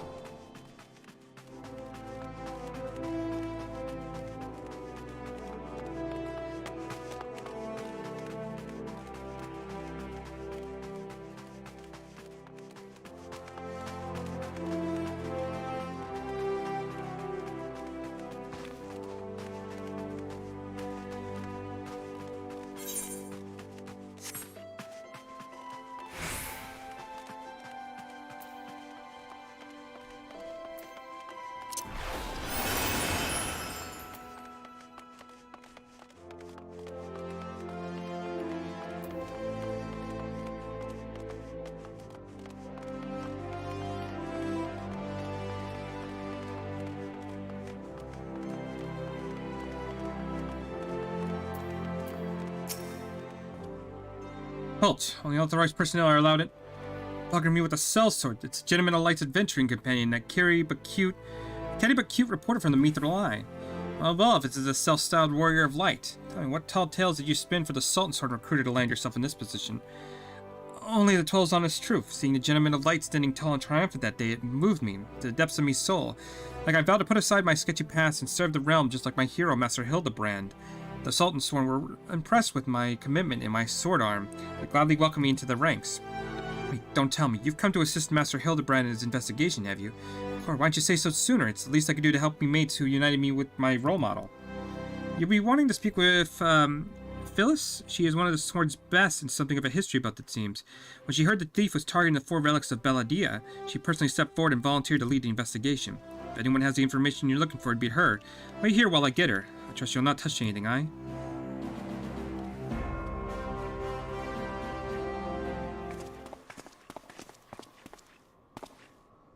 A pleasure to meet you, Phyllis. My name is Ellie from the Mithril Eye. As you will have heard, we're researching the Phantom Thief case, and would appreciate your information that may shed light on recent events. The pleasure is mine, Miss Ellie. And if I'm not mistaken, that would make your companion here one lion's heart, yes? You know lions? As any regular reader of the Mithril Eye would. I must confess being something of an unabashed fan of your work. Though it hardly befits my station to say this, I was secretly hoping that you would show up to assist in the investigation. Doubtless the inspector, too, would be welcome as a helping hand. The Sultan Sworn, the elite of Uldal's elite. I can only hope that they prove more competent than the budgeling mercenaries I've dealt with thus far. Inspector Brereton, always one step ahead of us. Miss Ellie, lions, a moment if you would. Right there, very good. Now face me, don't move an inch. Inspector, what is that in your...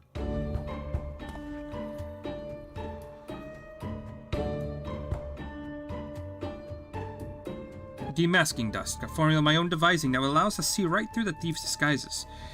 Analyzing the mask left behind at Vesper Bay, I was able to identify its composition and synthesize a counter-agent which would dissolve the disguise whilst leaving the wearer's face intact.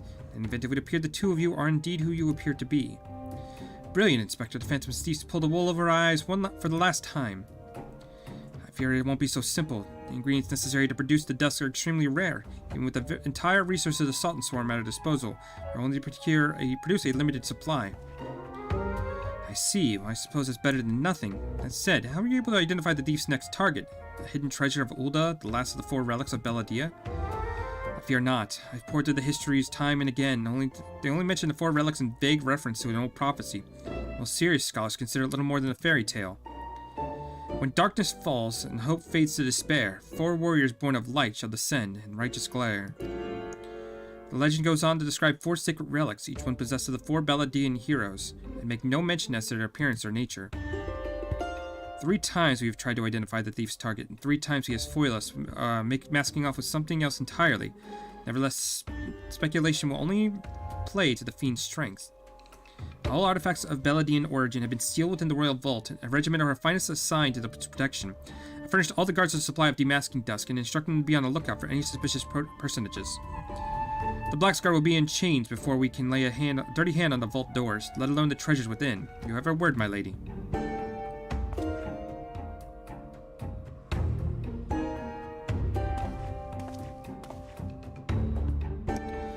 But there's still a few more disturbing matters at hand. Doubtless you have heard the recent rash of murders perpetrated by our query. The Sultan Sworn have launched an investigation, but the truth of the matter is that we have far too occupied with the defense of the vaults to make a meaningful progress. Be most grateful for any assistance you can offer. A lady asks, and a gentleman answers.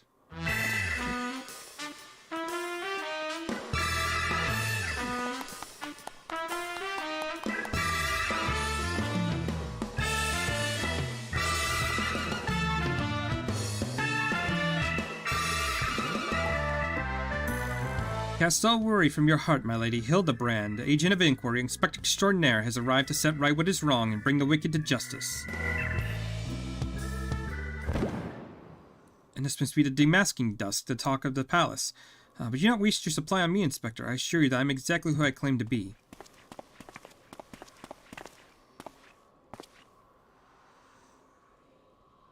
A shame that... Inspector Hildebrand, we were not expecting you, and your services are most welcome. I'll share all I know about the recent murders.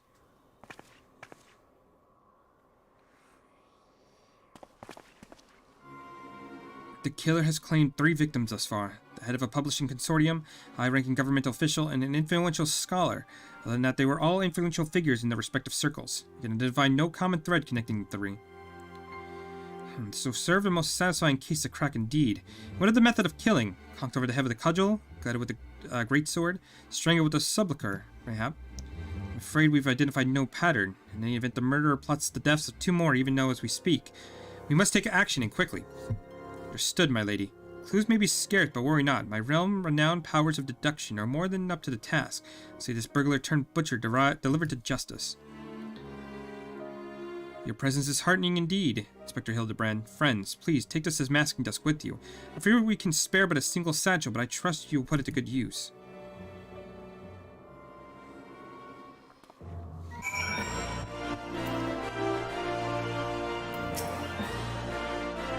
Come to accompany me on yet another case, friend. I like your gusto, but if we're auditioning to be my assistant, I fear the role has already been filled most ably.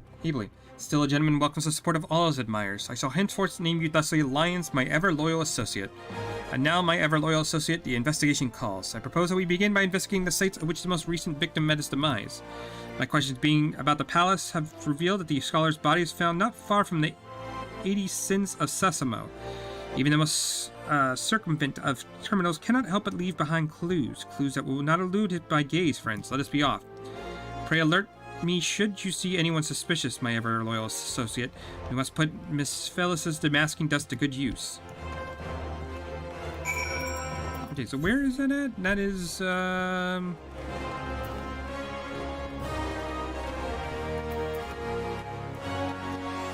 the Gate of the Sultana.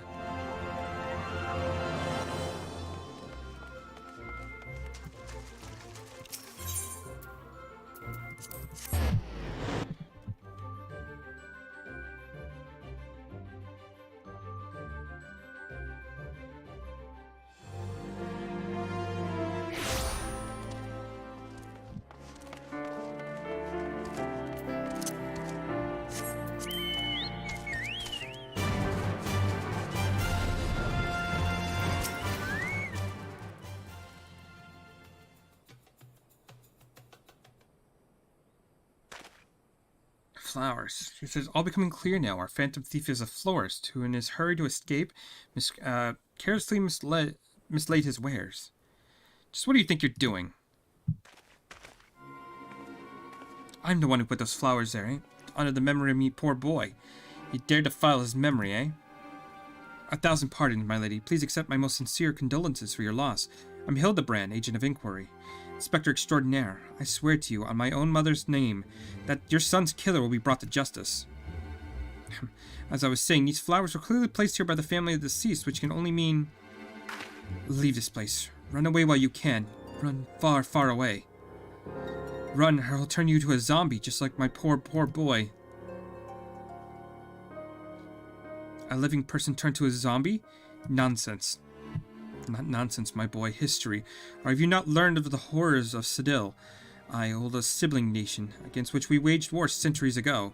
Much blood was shed on both sides, but I speak far greater horrors than death. An unholy drought, brewed by Sildon alchemist, one with the powers to turn the living into the undead, that this nation might command an army of mindless, deathless soldiers, the traitors spurn. They turned my poor boy into a heap of rotting flesh and ran him through.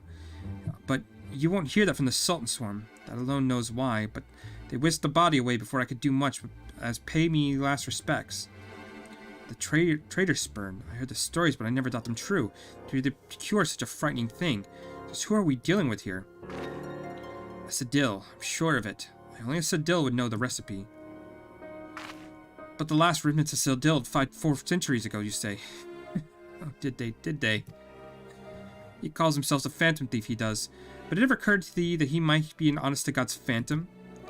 Heard the tales of my own great-great-grandmother, I did, about the 4 relics of Belladia and the powers they hold, the powers of exact justice. Spectre Cedil has returned to wreak vengeance on us. Woe unto us all. Have the 4 warriors of light forsaken us? My dear boy, if only you'd become a traitor like your father. If only you kept your nose out of them history books and never so much breathed the accursed name of Sedil. But you did, and now we're doomed. Doomed!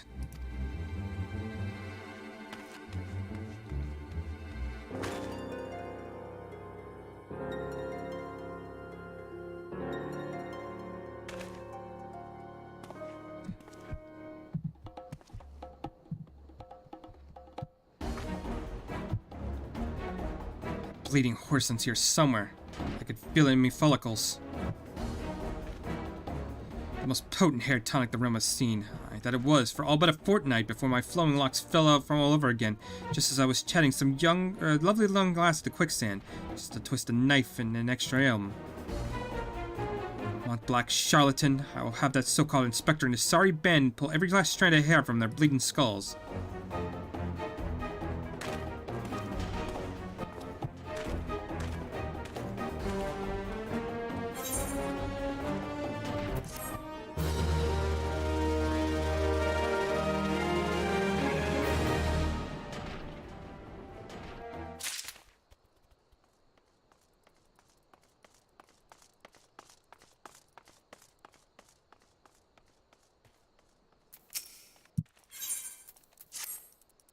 It's all becoming clear to me now. The dear old one's testimony has confirmed what I suspected from the start.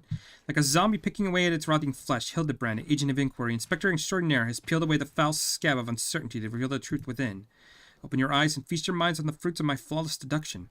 Our phantom thief is a phantom indeed, a wayward spirit caught between the realm of the living and the dead for nigh on centuries since meeting a tragic end on the battlefield. As such, our course of action is clear. We must placate this tortured soul that it might abandon its vengeful vendetta and travel to the next life in peace. But what is the true nature of the spectre's grievances? Without this knowledge, we cannot hope but to assuage its rancor.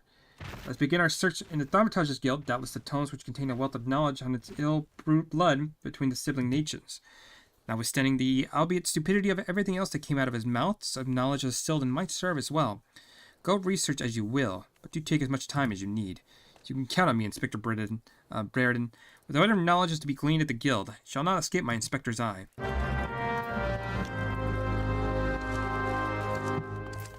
Alright.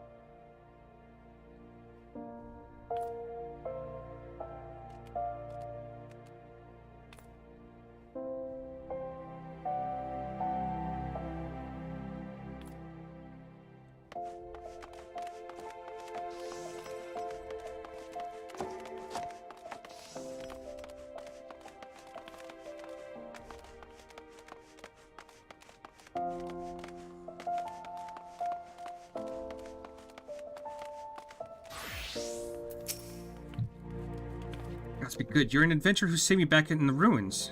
Researching the ancient feud between Ulda and Stilda, are you? Why, I'm pleased to say I have more than a passing familiarity with ancient history. To understand the history of the sibling nations, one must go further back still to the birth of their mother nation, Belhadia. The fifth astral era was an ancient age of untold wonder, where the arcane arts bludgeoned in the great civilization to command such power flourished. The age of enlightenment would not last, however. Power bled avarice, and avarice bred resentment. It culminated in the War of the Magi, which brought the great floods of the sixth unbold calamity, which in turn swallowed once proud nations and left a battered wasteland in its wake. Majors were revealed and persecuted for having caused this catastrophe, with many forced to leave their homelands and face death. It was a small band of those survivors that found their way to Danelin, where they would be found the nations of Bedel deal with 8 centuries agone. And imagine, a government of mages, by mages, and for mages. What wonders might have brought this Bedeldine civilization to survive to this very day? Alas, this was not to be.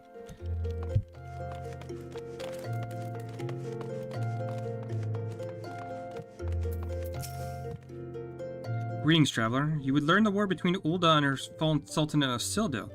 It would be our pleasure to enlighten you. The two city-states coexisted for several generations until blood between them boiled over, culminating in an outright war. As you might deduce from the current state of affairs, Ul'dah emerged victorious, leaving its once proud sibling nation in smoldering ruins. As the histories tell it, the battles between the sister nations were the stuff of nightmares.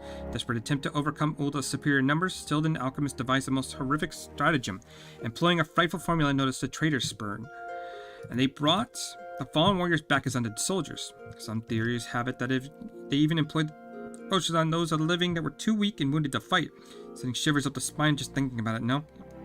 Truly a crowning glory of our fair nation, the forebears were able to emerge victorious against these horrors.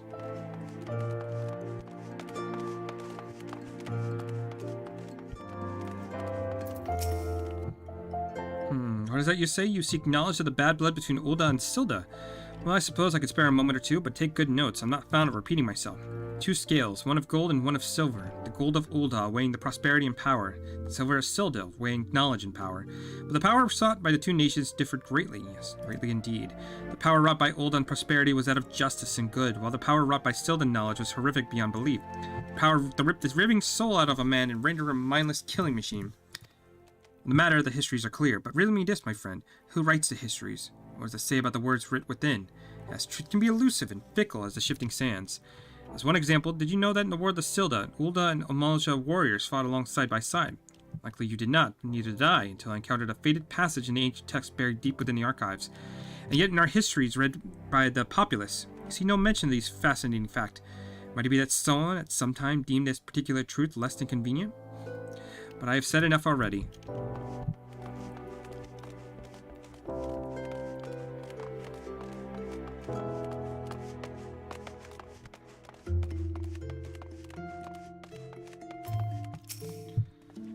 You don't say. It's not every day someone comes to our halls to research Sidil. As a fellow student of history, though, I am more than welcome to the conversation. Beledivian civilization flourished in relative peace until twin sons were born to the royal family. The two were fierce rivals, and they came of an age, and their father passed. Each one claimed that he was the rightful heir to the throne. While neither son willingly relinquished his claim, they agreed to split their kingdom in two, forming the twin nations of Ul'dah and Silda. That is not unlike the two proud princes. Their sibling nations developed a penchant for rivalry.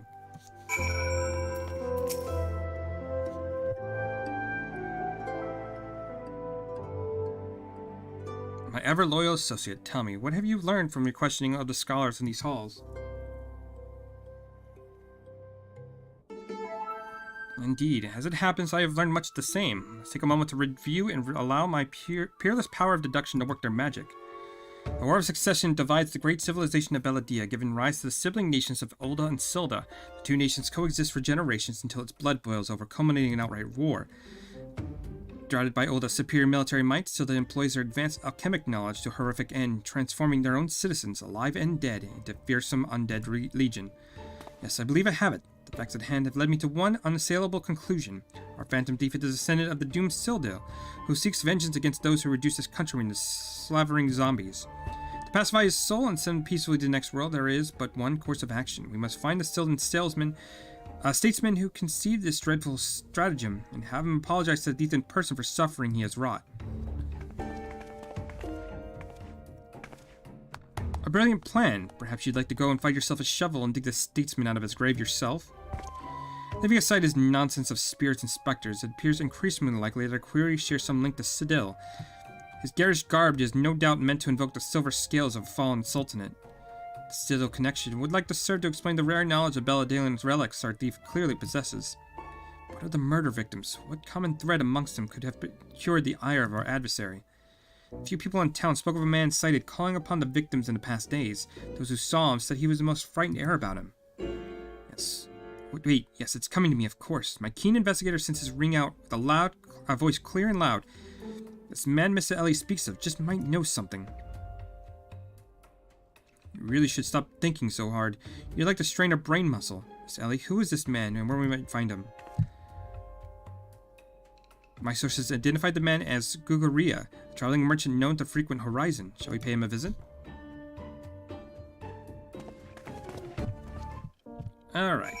So now we have to go to Horizon, which isn't too far away.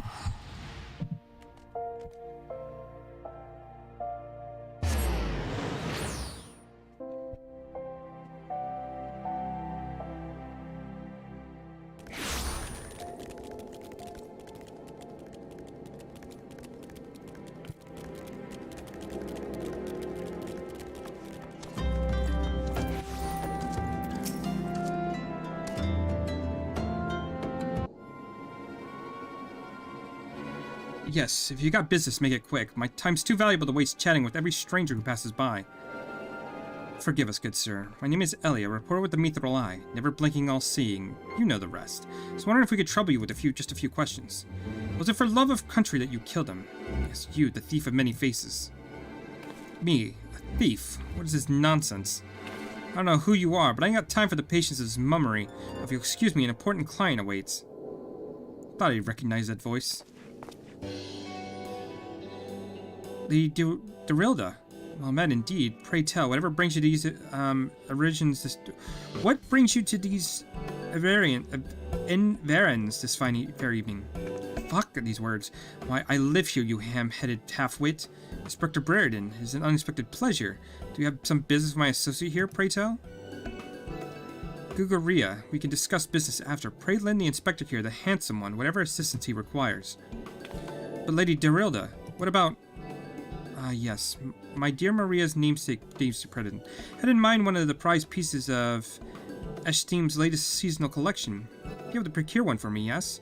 Or shall I eliminate the middleman and make the trip to Ul'dah myself?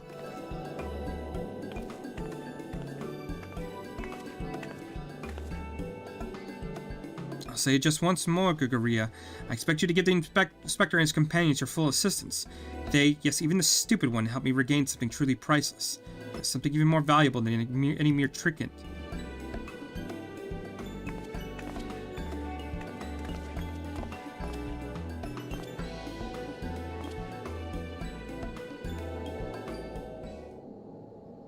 Alright, I'll tell you what I know, but you didn't hear from me, got it? I was looking over into the killing on behalf of a client of mine. The thief got himself a bit of that zombie dust, the traitor spurn, was it? And his cards speak of 5 victims. Got me thinking. Sedil, 5 victims. The Arbiters of Truth. The Arbiters of Truth? I'm not familiar with the name. Few would be, on account of them being something of a secret society and all. Influential personages of the Sultanate, you see, working from the shadows to keep false information about the Ul'dah-Sil'dah conflict from reaching the ears of folks like you and me. False knowledge? Pray tell, what sort of knowledge might that be? False balls, don't make me say no more. I've got a family to feed. Very well, tell us one last thing. Who hired you, and where can we find him? Hob. His name's Hob. When he heard what I said, he told me that he was going to set sail for Limsa with his 5 best sellswords to guard his back. Said there were many prying eyes at the airship docks. Said he had a private ship docked and waiting for him at Vesper Bay. But remember, you didn't hear none of this from me. This man Hob must be one of the killer's targets. Doubtless he also knows the identity of the remaining one. I doubt that. They say the Arbiters are so secretive they don't even know each other's true identities. Now, don't ask me how all that works, but Hob's got high-ranking friends in the Blast Blades. Once he heard the victim's name, they'd all been zombified, he'd panic. Guess he knew he'd be next. Thank you very much, my kind sir. Once again, the ancient Manderville Act of Parley has procured us a key morsel of knowledge. Let's seek out this Hob fellow and see what he can share with us. Let us hurry. The man's life is in danger even as we speak.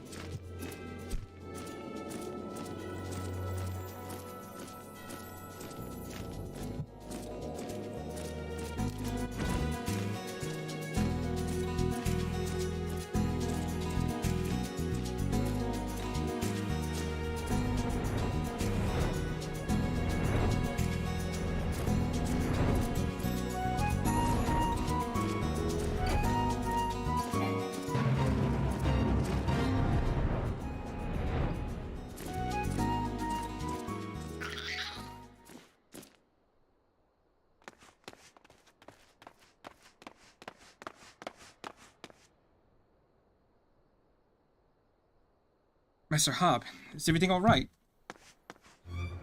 No, stand back, Ellie. Hunger for your brains. Damn, there's no saving this man. Lions, do what you must.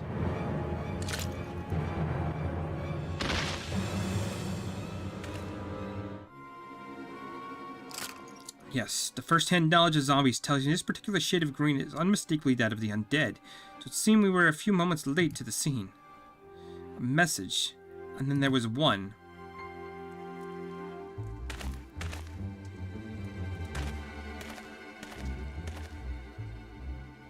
There it is again.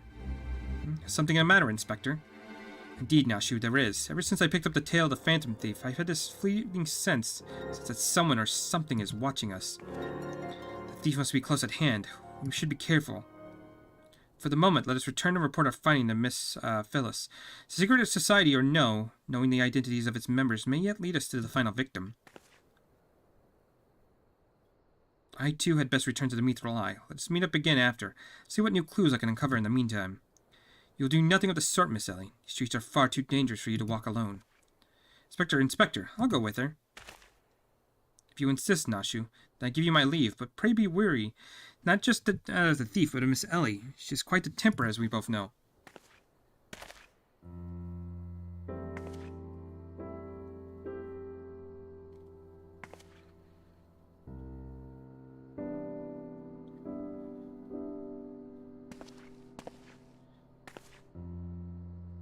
Miss Ellie, there is something I must tell you when this case is over. Be safe and promise me that you will not attempt anything rash, as you did the time when the fiend first took aim at my own life. Your life, Inspector? Oh, at Costa del Sol. Yes, that was quite the ordeal, wasn't it? I'll be careful, I promise. I eagerly await the day that I might hear what it is you wish to share with me. A secret vow? Consider my interest piqued as well, good Inspector. Now let us be off. Miss Phyllis awaits our reports.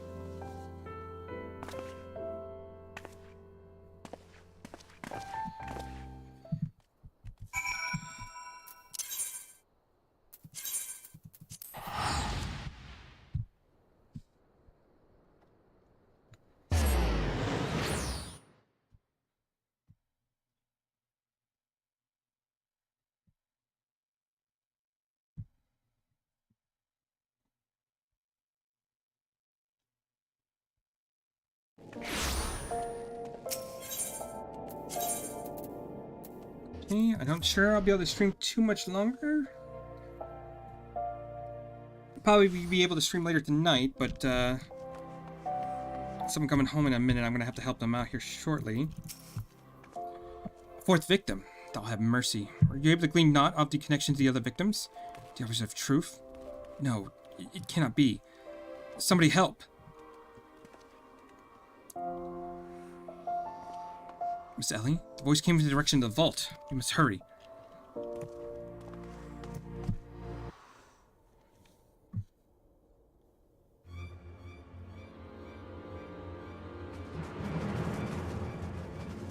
Miss Ellie, are you hurt?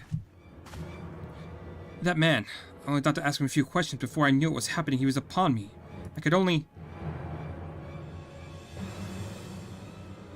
bash his brains with a conveniently placed bottle of mead, it would seem. Remind me not to be on your bad side, Miss Ellie. That said, is Nashu not with you? She saw a figure lurking in the shadows and went off in pursuit before I could stop her. This man wears the same armor of the Sultan's Horn. His face is unfamiliar to me. Something is amiss.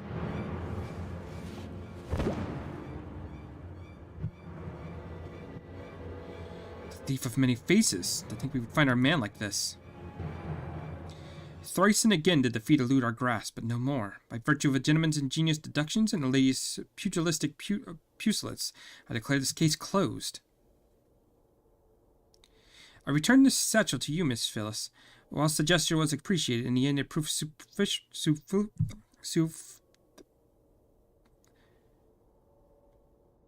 I wish I could speak English, for fuck's sakes. In the end it proved superficious to cracking the case.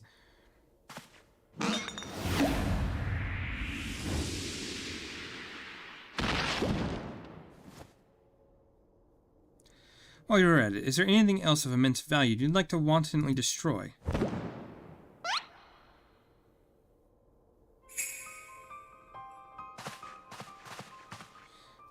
What is the meaning of this? Ingenious, a double disguise, planted by the thief to throw us off his trail, no doubt. This is Gigu, one of the most capable men. I signed him to guard the vault and outfitted him with an ample supply of dismasking dust. It's inconceivable that the thief would so easily elude his grasp.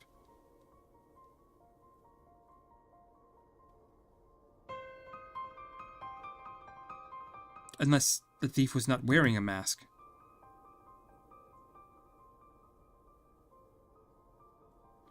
Speaking of which, Has anyone seen Miss Ellie? No, that's impossible. Of course, it all makes sense. With the Phantom Thief to thank for his bludgeoning readership and rise in the ranks of the Mythal Eye, Miss Ellie could not bear to face the possibility of her story of a lifetime coming to an end. That she has to plan to...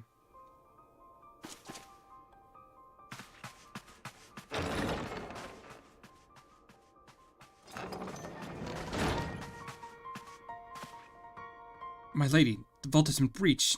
The wise man's whisper, it's gone. For her fourth foul crime against the Sultanate, I declare Ellie of the Mythal Eye the thief of many faces, an enemy of the state. Deploy all troops and do not rest until she is in custody.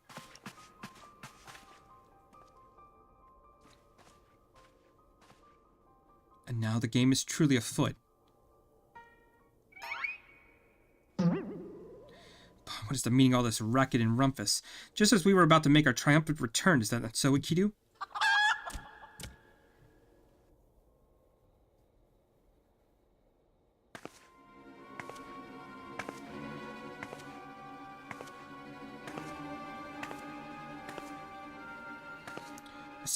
Miss Ellie, the shadow that you said you saw, I think it was just a dormouse.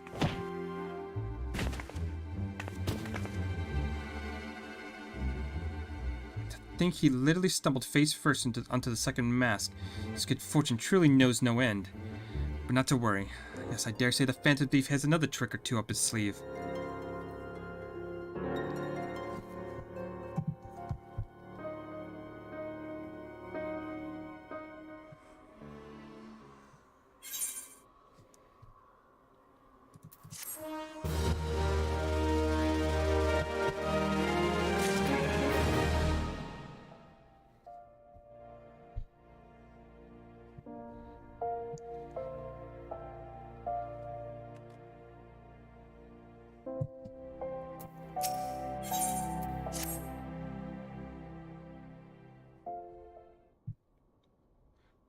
My ever-loyal associate. We must find Miss Ellie and quickly. Surely, if confronted by the constant companions, should be convinced to abandon her fool plan. Oh, Miss Phyllis, I thought you had already departed for the company of your men, but all for the better. Shall we conduct a search together? I fear that would only put them at greater risk. You see, the fifth and final member of the Arbiters of Truth, the Phantom Thief's final target, is none other than Hildebrand Mander. Me, mind you. It is not a role I sought on my own accord. My name and my passion for history are somewhat well known in the Sultanate. One day I received an anonymous letter stating that a position in the committee had opened, and I was chosen to fill it. The letter went on to enumerate my duties. To prevent the spread of historical lies that would sully the name of our illustrious nation. As a high-ranking officer in the Sultan Sworn, I was deemed to be in a particularly unique position to serve as arbiter. I knew nothing of the other members of the organization, and was told nothing of their names or identities, thinking my unknown compatriots were all victims all along. I cannot put many more lives in danger. I must sequester myself in a place where my presence will cause no harm, till such a time as the killer is apprehended. Your concern for our well-being is most touching, Miss Phyllis, but there is no need for such caution. As a seasoned inspector, I'm more than capable of protecting a lady in distress, and as a gentleman, that is exactly what I shall do. My associates have also stand at your side. Speaking of which, has anyone seen my loyal assistant? Inspector, over here.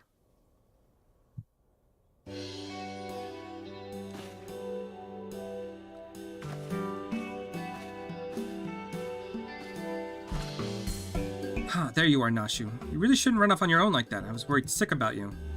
I'm sorry, Inspector. Miss Ellie said saw somebody in the shadow, so I went to have a look. Now, there wasn't anything but a dormouse, but it was a really cute dormouse, you see. It kept squeaking and scurrying away, and I just...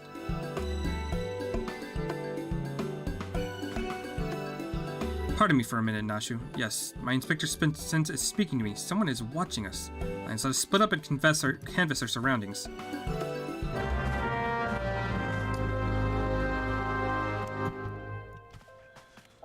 Okay, so we need to search for evidence.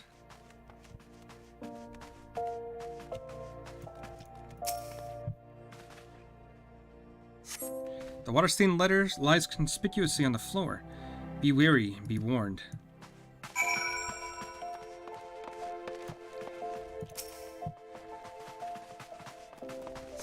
A water stain letter lies conspicuous on the floor. Trust no one, and your friends all the less.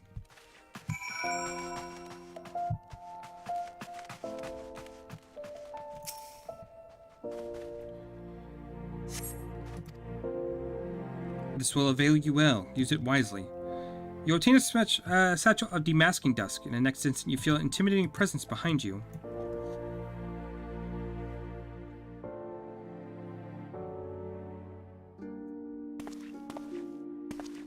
Oh, it visited my beloved son's staunch companion, the mighty lions. I was in the area of on a matter of business when I felt a suspicious presence from the shadows. Pursuing it led me here. Mayhaps it is the same for you?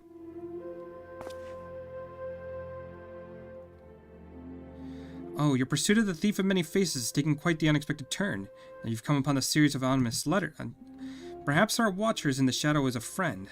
Or is it that another trap laid by our fiend? As the plot thickens like a dollop of salamander oil. In either event, I dare say that the circumstances call upon utmost caution. The thief could be anywhere or anyone. Myself excluded, of course. No mere mask could replicate the physique of a Manderville man.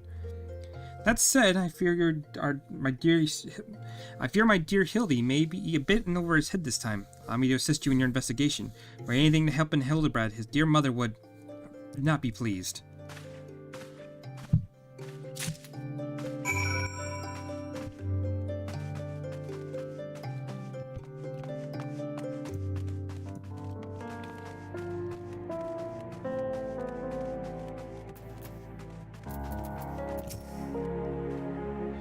If the sender speaks true, the villain now lurks within our midst, and yet we have but a single satchel of this demasking dust at our disposal. We must identify the impostor beyond reasonable doubt before we proceed.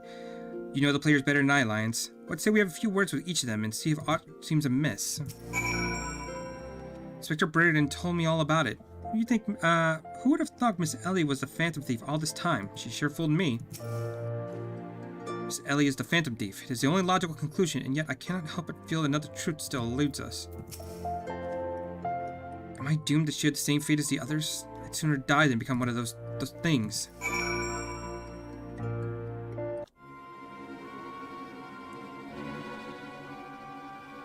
Nothing particular odd about any of them, you say. Stands to reason. The fiend would not take such a risk if he was not utterly confident he could pull off the ruse. Curses, this one's not half as the fool his son is. I must elude him, and quickly. Time is of the essence.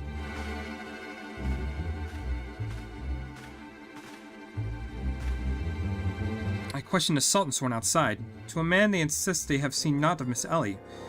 Wherever could she have gone? Father, what brings you here?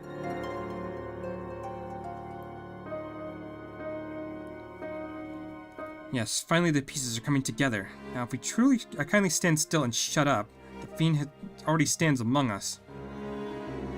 Inspector Brereton, I hope you are not doubting me. Yes, I'm quite convinced that even a master impersonator would struggle to recreate your particular brand of idiocy. The fact remains that anyone here who has spent more than a moment alone would be considered a suspect. The thief has proven to be highly efficient at assuming new identities. Astute observation, my gangly friend. So call this occasion calls for a close or two of that powder Lions found earlier. There wouldn't happen to be another satchel or two lying about, would there? What remains of our supply has already been distributed to the search party, but worry not. You should be reporting back within the bell's time. Time might be against me, but just as you wish. I'll wiggle my way out of this and turn you into a raking, drooling corpse you deserve to be. I fear that it is more time than we can afford, Miss Phyllis. Fortunately, my powers of deduction will lay at the fiend's face bare within minutes. You know that, given the choice, the thief prefers to impersonate familiar personages. As Miss Ellie had only a few passing interactions with my dear father, we can safely eliminate him from consideration. That leaves myself, Nashu, and Lions here. Nashu and I in particular have had a close and extended relationship with our suspect. I should begin questioning my own assistant. I assure you none know her better than I. Brilliant reasoning as ever, Inspector. Go on, ask me anything. All the times for this overly stuffed buffoon to start talking sense. If you ask me anything too obscure, my cover is as good as blown. My relationship with Nashu is so close, I dare say even at times we share a mind. As Nashu is truly my ever-loyal assistant, she have no trouble completing my thoughts. I'm a Manderville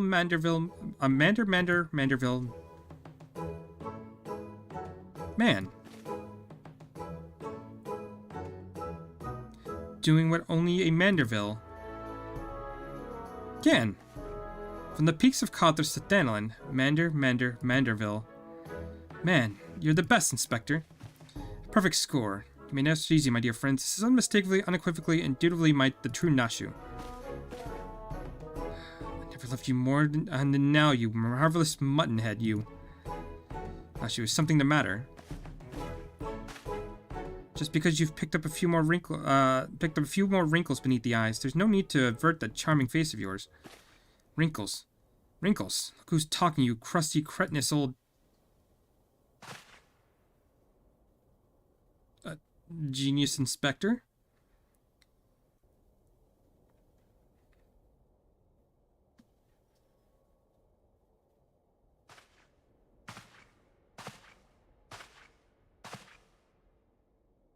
The charade is up, Miss Ellie.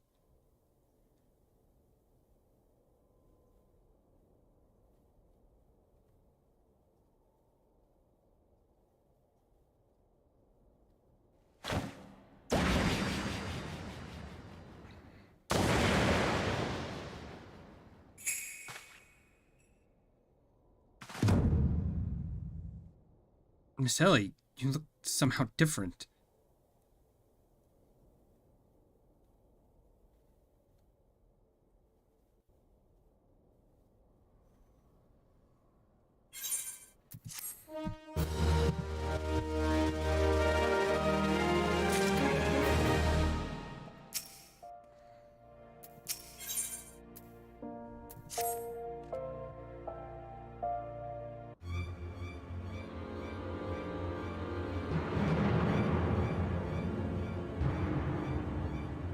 Seven hells, done in by a muscle-bound muttonhead and a motley troop of murmurs.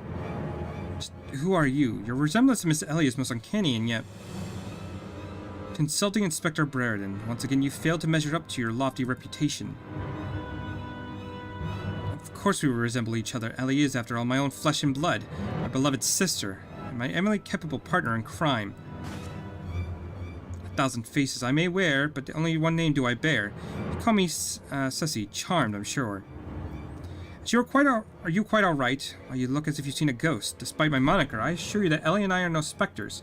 What we are, mind you, are the last living scions of Cedille aristocracy. Bemused, are you? Befuddled to find two sisters behind the mask? Try using your brain once in a while. Every time you encountered the thief, Ellie was standing right in your midst. No. The thief had 4 times stole the show. Those priceless relics was me.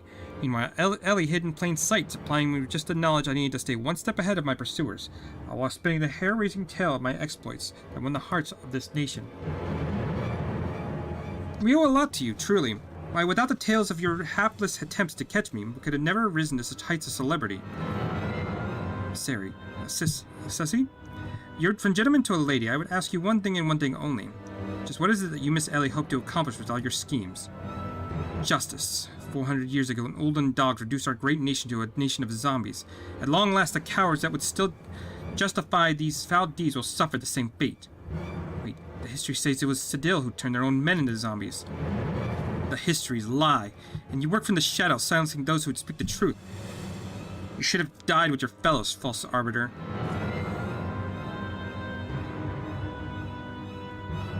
It was Ulda that ordered the creation of that dreadful powder, and wielded it as a weapon against our proud ancestors.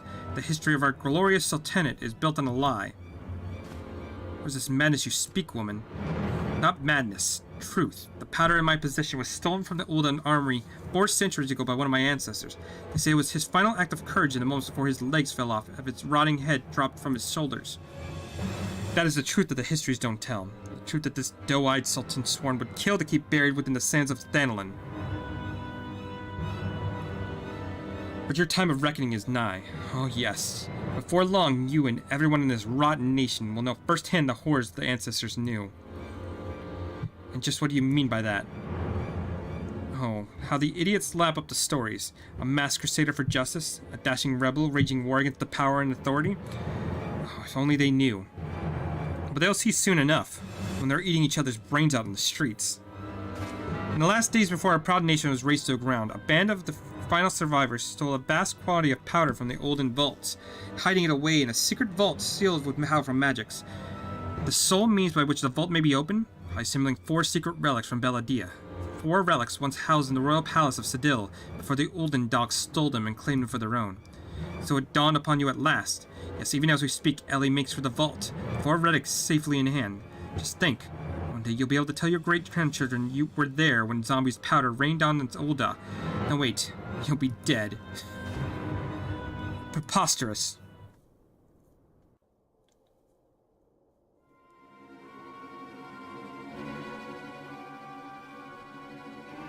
But first, you, my dear, you even have the pleasure of looking upon the last moments of your precious homeland, lest your flesh rot like all of your rotten lies. I think not, Miss Sussing.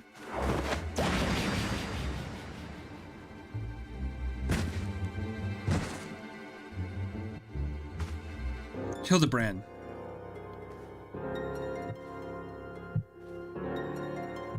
You idiot. Just once, could you not get in the way?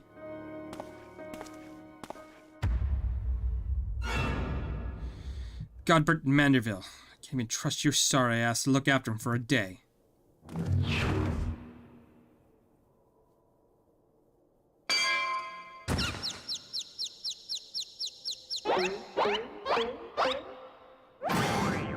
I knew it. The President's watching us over from the shadows. It was you, my dear wife.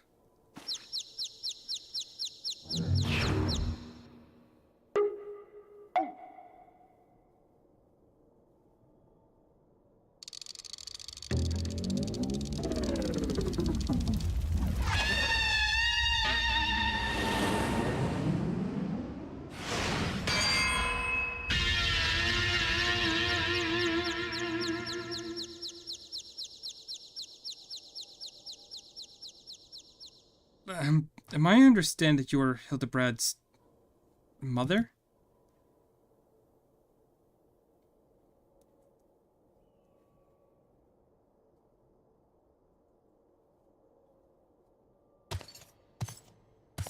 Aye, that is more like it. Hand to hand, skittle to skillet. It is enough to send a warrior's pulse racing. Prepare yourself, Lions. The time for our final confrontation is nigh.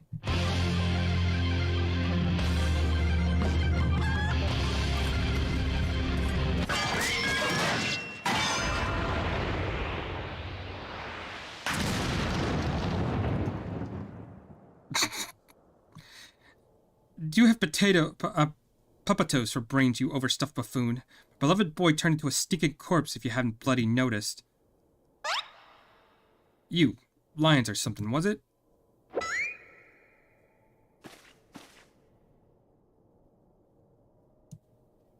Hildy told me all about your hijinks together. Pleased to meet you.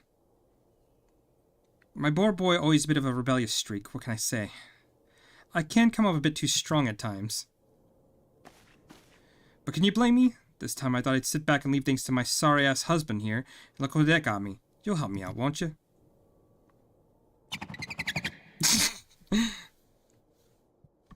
Amazing. I love these quests.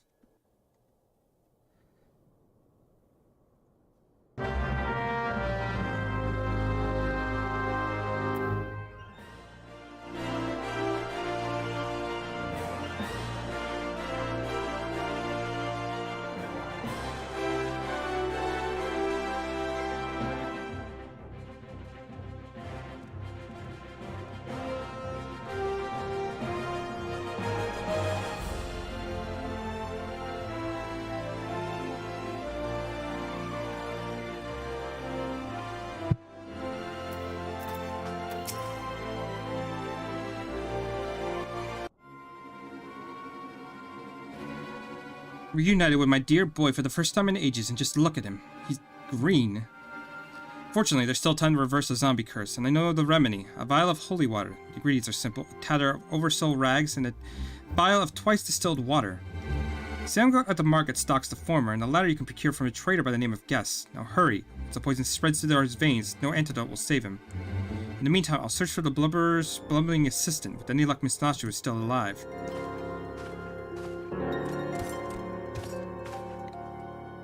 Ouch, that's smart. You gads, Hildy. You look none too hardy yourself.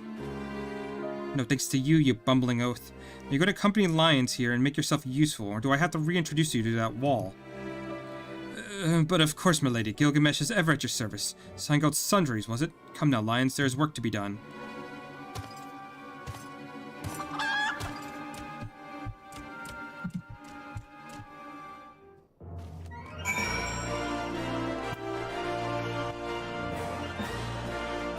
Okay, so that should be... yeah, that's just the markets, which...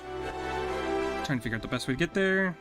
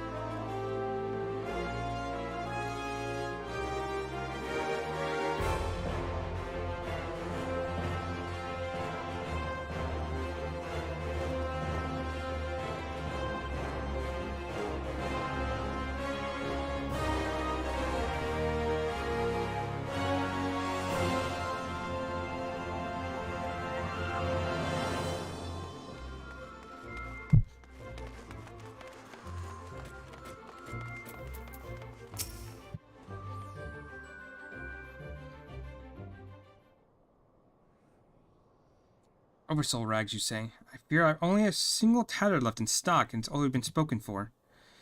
But my good man, you must consider my dear friend's life, and quite possibly my own as well, hang in the balance.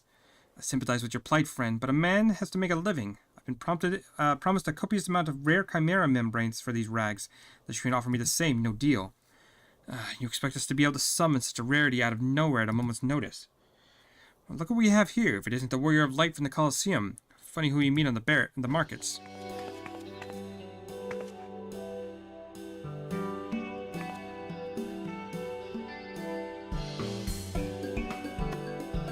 So happens I just returned from my training, and the slaying of 10 chimeras just happened to be my task for the day.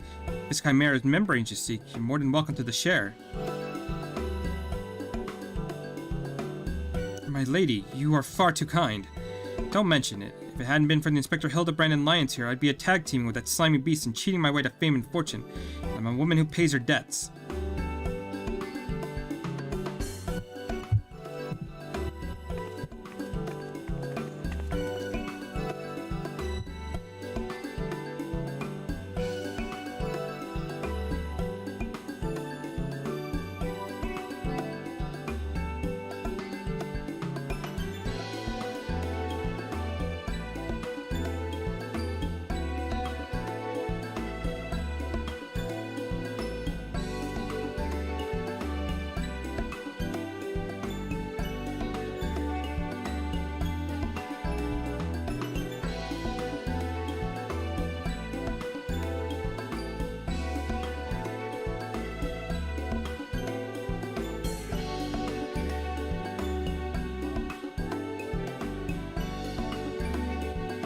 If it weren't for Avelia the Tempest, ever since she confessed her trickery and climbed up the bottom of the ranks, I've been proud to call her one of my biggest fans.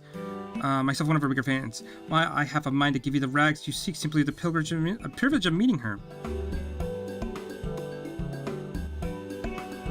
A kind sentiment, my good man, and we were more than happy to uphold our end of the bargain, aren't we, Lions? With this, our task is done. Now let's return to the trader named Guest.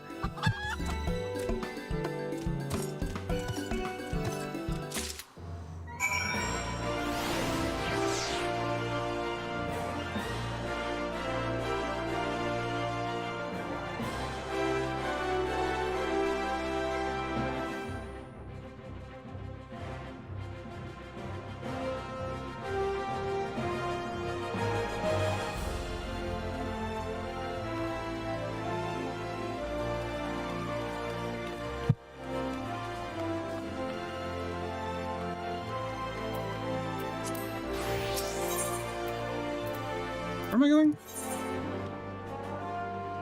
I don't know where that's at.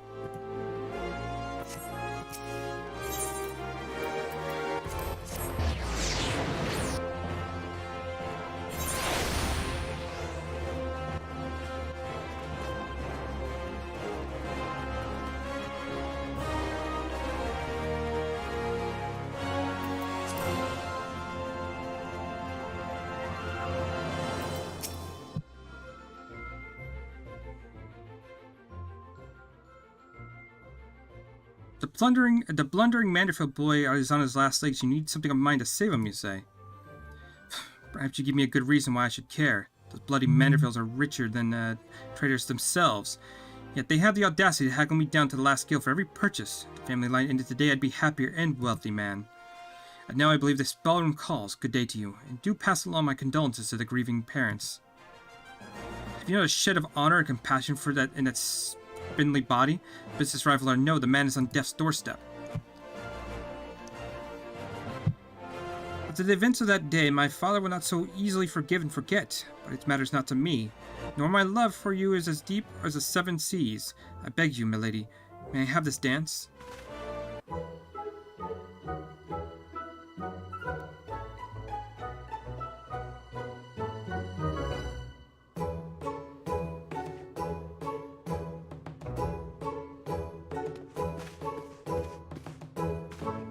Lions, what a lovely surprise. Are you here for the ball, perchance?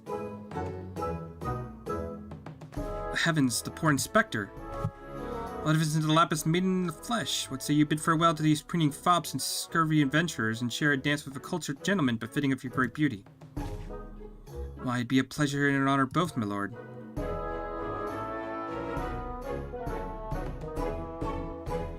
Provided you first provide our good friend's Lions a bottle of twice distilled water that he seeks.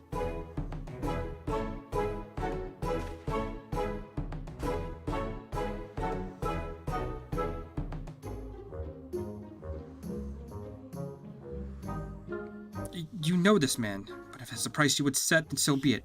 Take it. It's barely worth its weight in gill anyway. Now shall we, Miss Arabella?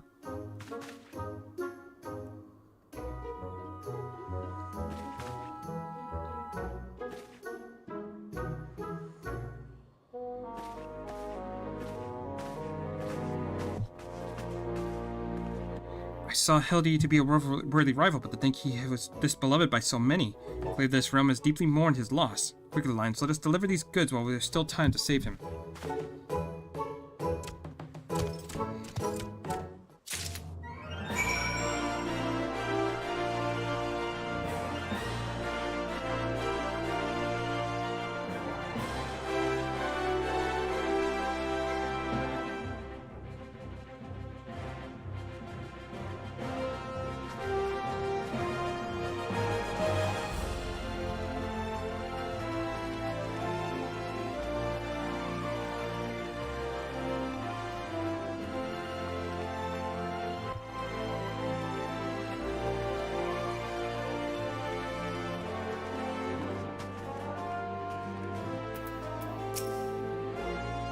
I trust the two of you wouldn't dare to come back empty-handed. There you go, and there you go.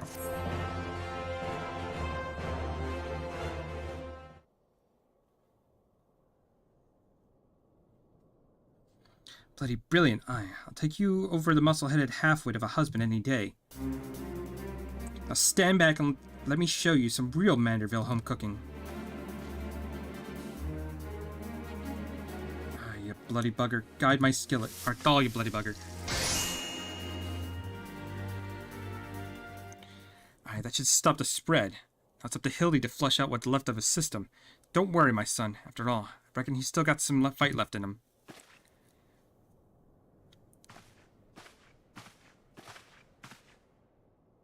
Look who I found. She was stumbling obliviously in the rubbish-strewn corner of Pearl Lane. Boy, did that nap feel good. Yes, I'm sure it did, Lion. Words is it that Ellie has been sighted in the Sylvan ruins. We must go there with all haste. You've done well, my dear boy, today. Don't worry, I'll handle things from here. There's a nice warm bed for him, and I know there's a few specialists who might know a thing or two about his condition. What in the seven hells are you standing around for? The future of Ulda's at stake.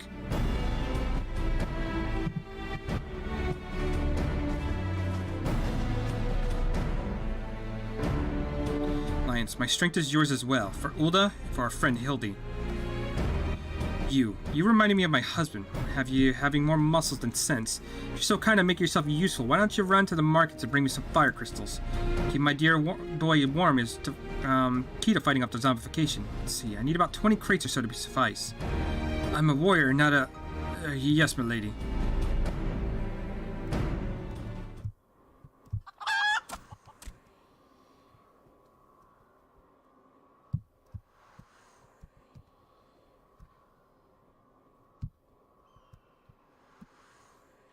I say, Ikidu, the burden we must bear simply to secure our long-awaited final confrontation with Lions. That said, the events of today shall give me cause to reflect, Lions and Hildy both. Oh, to be blessed with such a veritable legion of friends, tried and true. But alas, not I.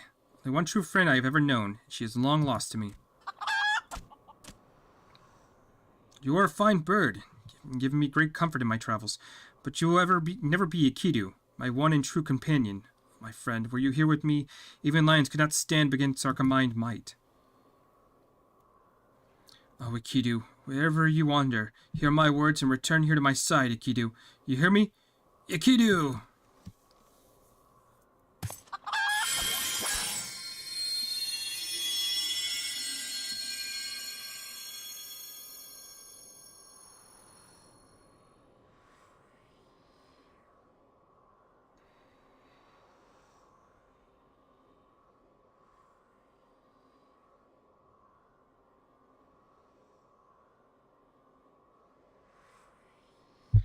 Egad, what was that flash from the heavens that nearly blinded me? And what? The crystals. Where have they gone? Fancy meeting you here, old friend. That voice, could it be my faithful companion? Why must you always make me wait so?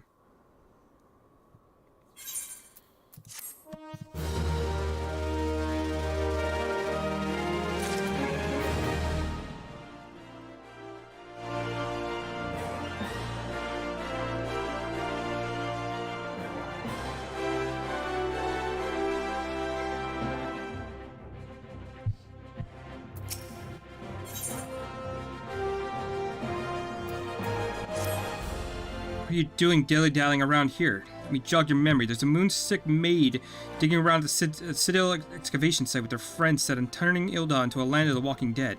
Your concern for Hildy is most touching, but don't you worry. Mommy Dearest isn't going to let her beloved son kick the bucket that easily.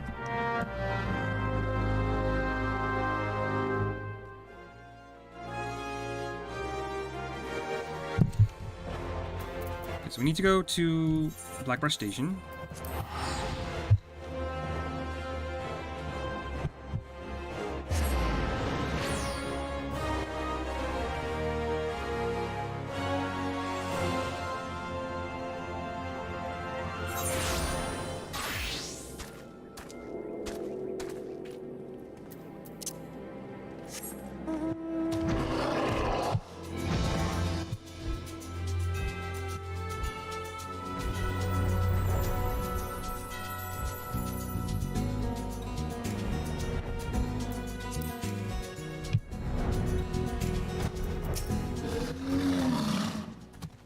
We've managed to track down Miss Ellie just up ahead, where your friends watch over her as we speak. Yet no matter how many times we try to reach out to her, she refuses to so much as answer. Needless to say, we consider physically incapacitating her, but the crate she's sitting on isn't just a makeshift chair. It's filled to the brim with the traitor's spurn. One misstep and the consequences could be dire indeed. You're our only hope, Lions. Even for single-minded rage, surely the time she spent together will still counting for something. You need not put yourself in undue danger. I only ask that you step forward to where her voice may be heard and call out your friend's name. I beg you, Lions. Surely if anyone can convince the woman to abandon her madness, it is you. Via chat, say Ellie. Okay, convince blah blah blah blah blah. So we just have to go over here, call out her name.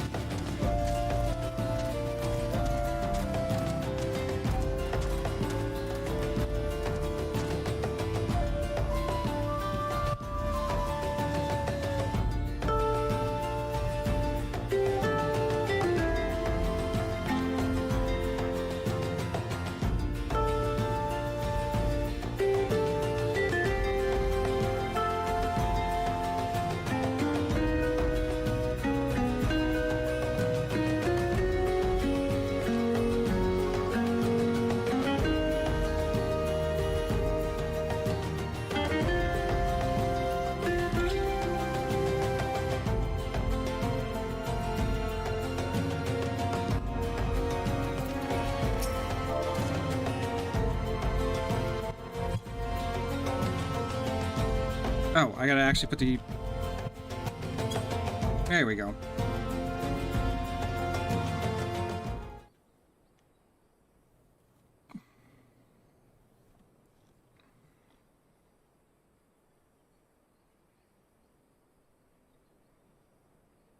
Lions, I suggest you leave this place while you still can. I bear you no grudge, but should you so much as interfere, I will not hesitate to turn you into a zombie too.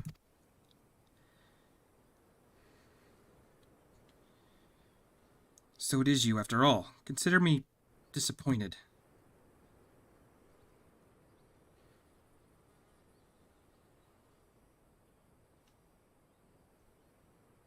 Your sister says she is already in custody. Surrender now, and I'll see that no harm befalls her.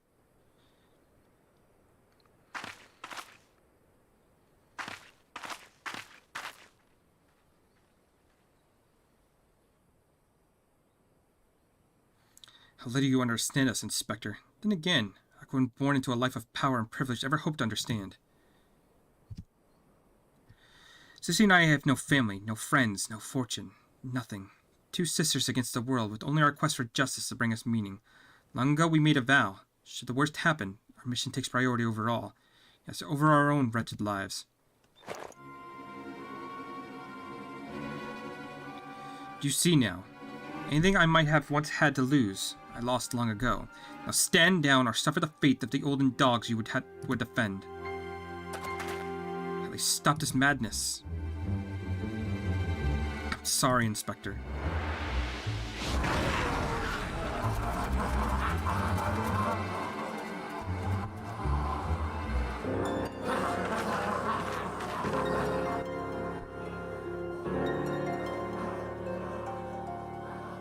There's too many of them.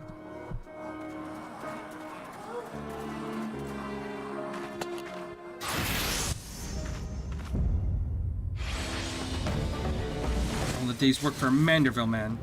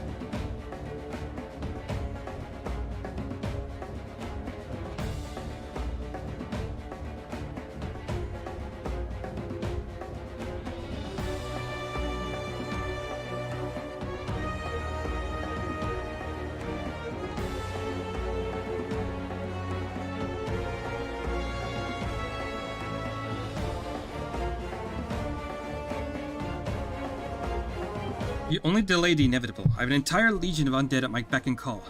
Face it, it was only worth Inspector Hildebrad's ridiculously good fortune you even made it this far. As good as 6 fooms under. Be forewarned, girl. Know that I speak from experience when I say, underestimate Hildy, and do so at your own peril. I'm afraid you underestimate me as well. No mere splash of holy water can starve off the effects of the traitor's spurn. I fear the good Inspector's luck has finally run out. Those balls. Is there no end to them? I'm not liking our chances, Greg, was it?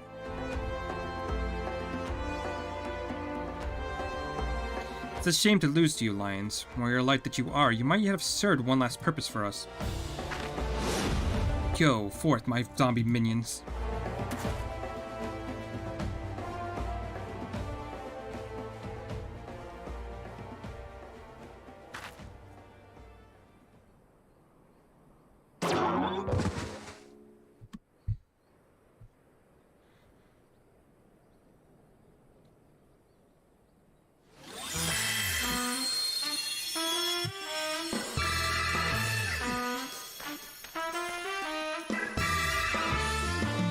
Darkness fall and hope fades to despair.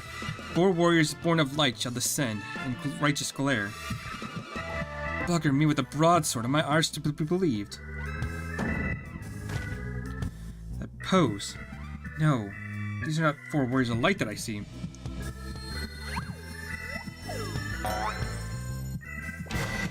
They are 4 gentlemen of light.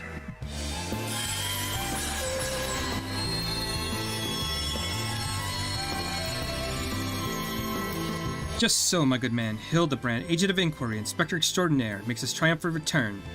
Did you miss me?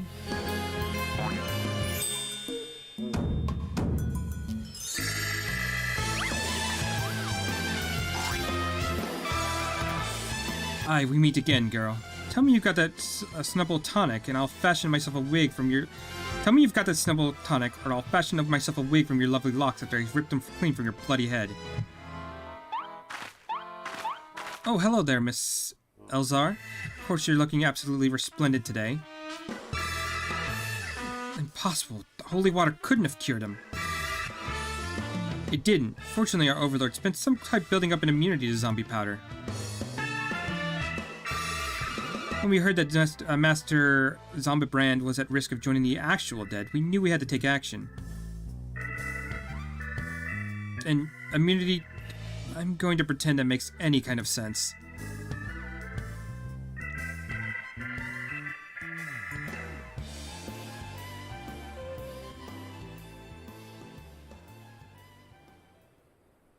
The game is up, Miss Ellie. Pray abandon your madness. Besides, plots of mass murder hardly suit a lady like yourself.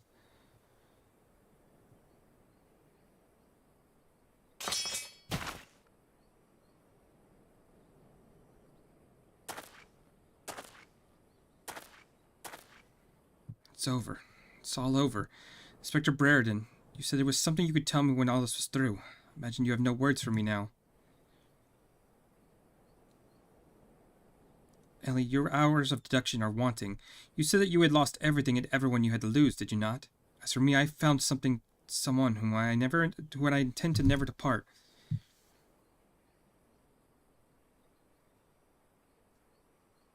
I care not if it takes years, even decades. When you emerge from your jail cell a free woman, I'll be there. What say you?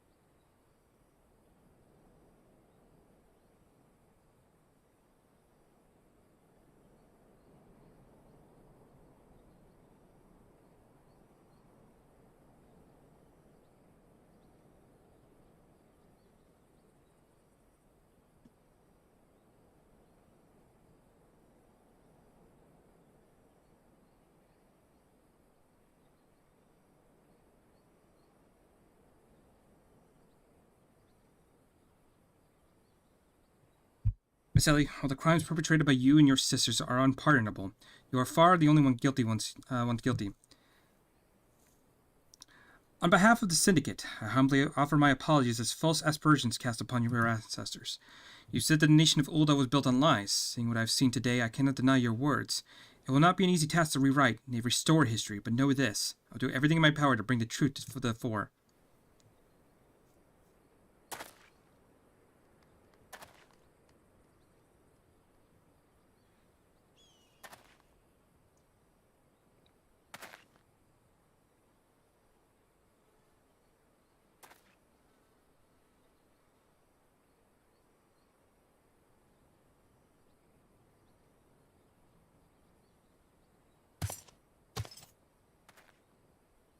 Ahem. Are we forgetting someone here? And by someone, I mean me.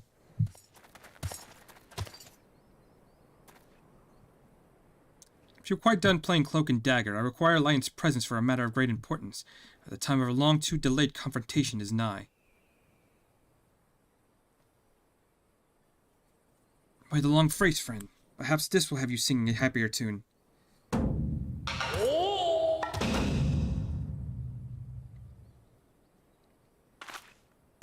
Could it be the treaty blade? And the true one at that? None other.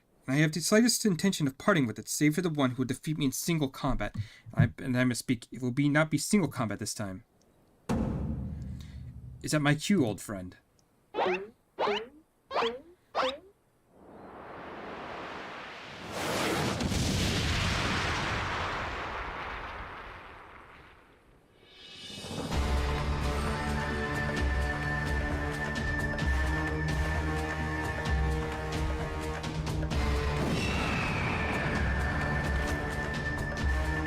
Be merciful. What is that abomination? Some new breed of voidson? Abomination. I think you need to address my companion with courtesy, girl. 'Twas the most curious thing I was, hauling a crate full of crystals for Hildy's mother, thinking how much better it would be if my dear friend Ikiru was here. Then came a flash from the heavens, and the next thing I knew, there she was. The gods, it makes perfect sense. Doubtless the crystals heard Greg's heartfelt plea, summoning forth his friend. Aye, no more your friend, but rather a primal Enkidu. And the world has now completely and utterly ceased to be bound by laws of logic. Lions, you may have bested me in the past, but facing two of us together will not prove such an easy task, and yet I trust you will not shirk from the challenge. Aye, Akidu and I are waiting you at Ampidor Keep.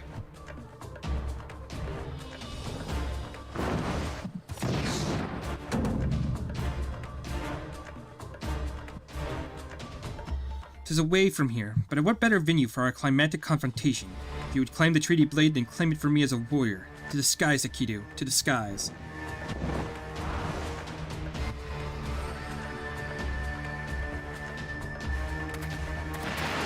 Two against one. That's not very gentlemanly of you, Greg. Come, Lions, to Empapor.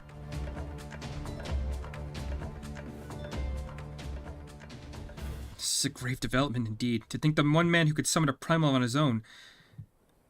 I must send word to the Scions at once.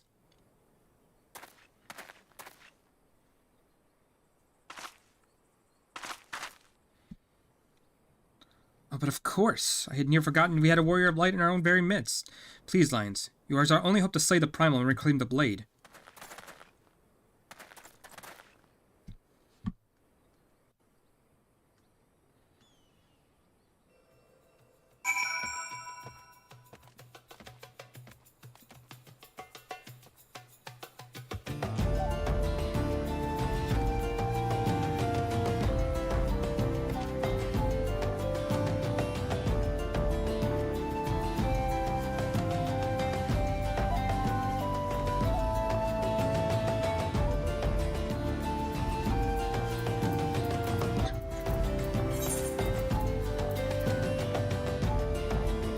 So we need to go to 40 mil real quick. Oh, you know what I need to do?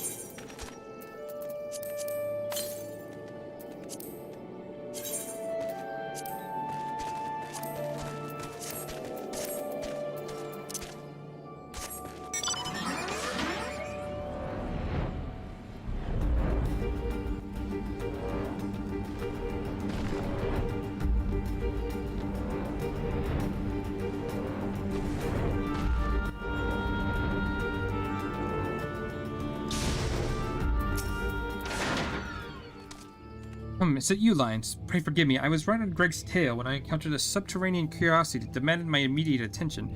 I'd be concluding my investigation forthwith, but in the meantime, might I trouble you to entertain Greg and his pipe of friend in my stead? Together we will claim the treaty blade from the knave, Lions. Yes, go ahead. I will be along directly. Battle in the Big Keep. Okay. Actually, you know what? I'm probably not going to do that right now. I'm expecting someone to be home soon. So what we're going to do instead, we will save that to tomorrow. And I got some quests I need to go out and do over in Camp Drybones. We'll get that done real quick.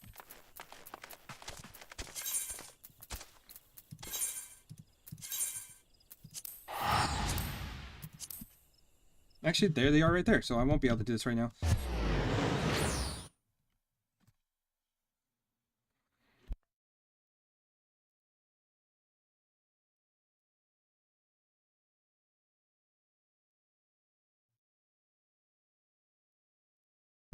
Alright, yeah, that's gonna do it for now, and I will probably be back later tonight streaming something else, but, or maybe I'll come back and finish the Hildebrand quest and knock out Gilgamesh. Till then, I need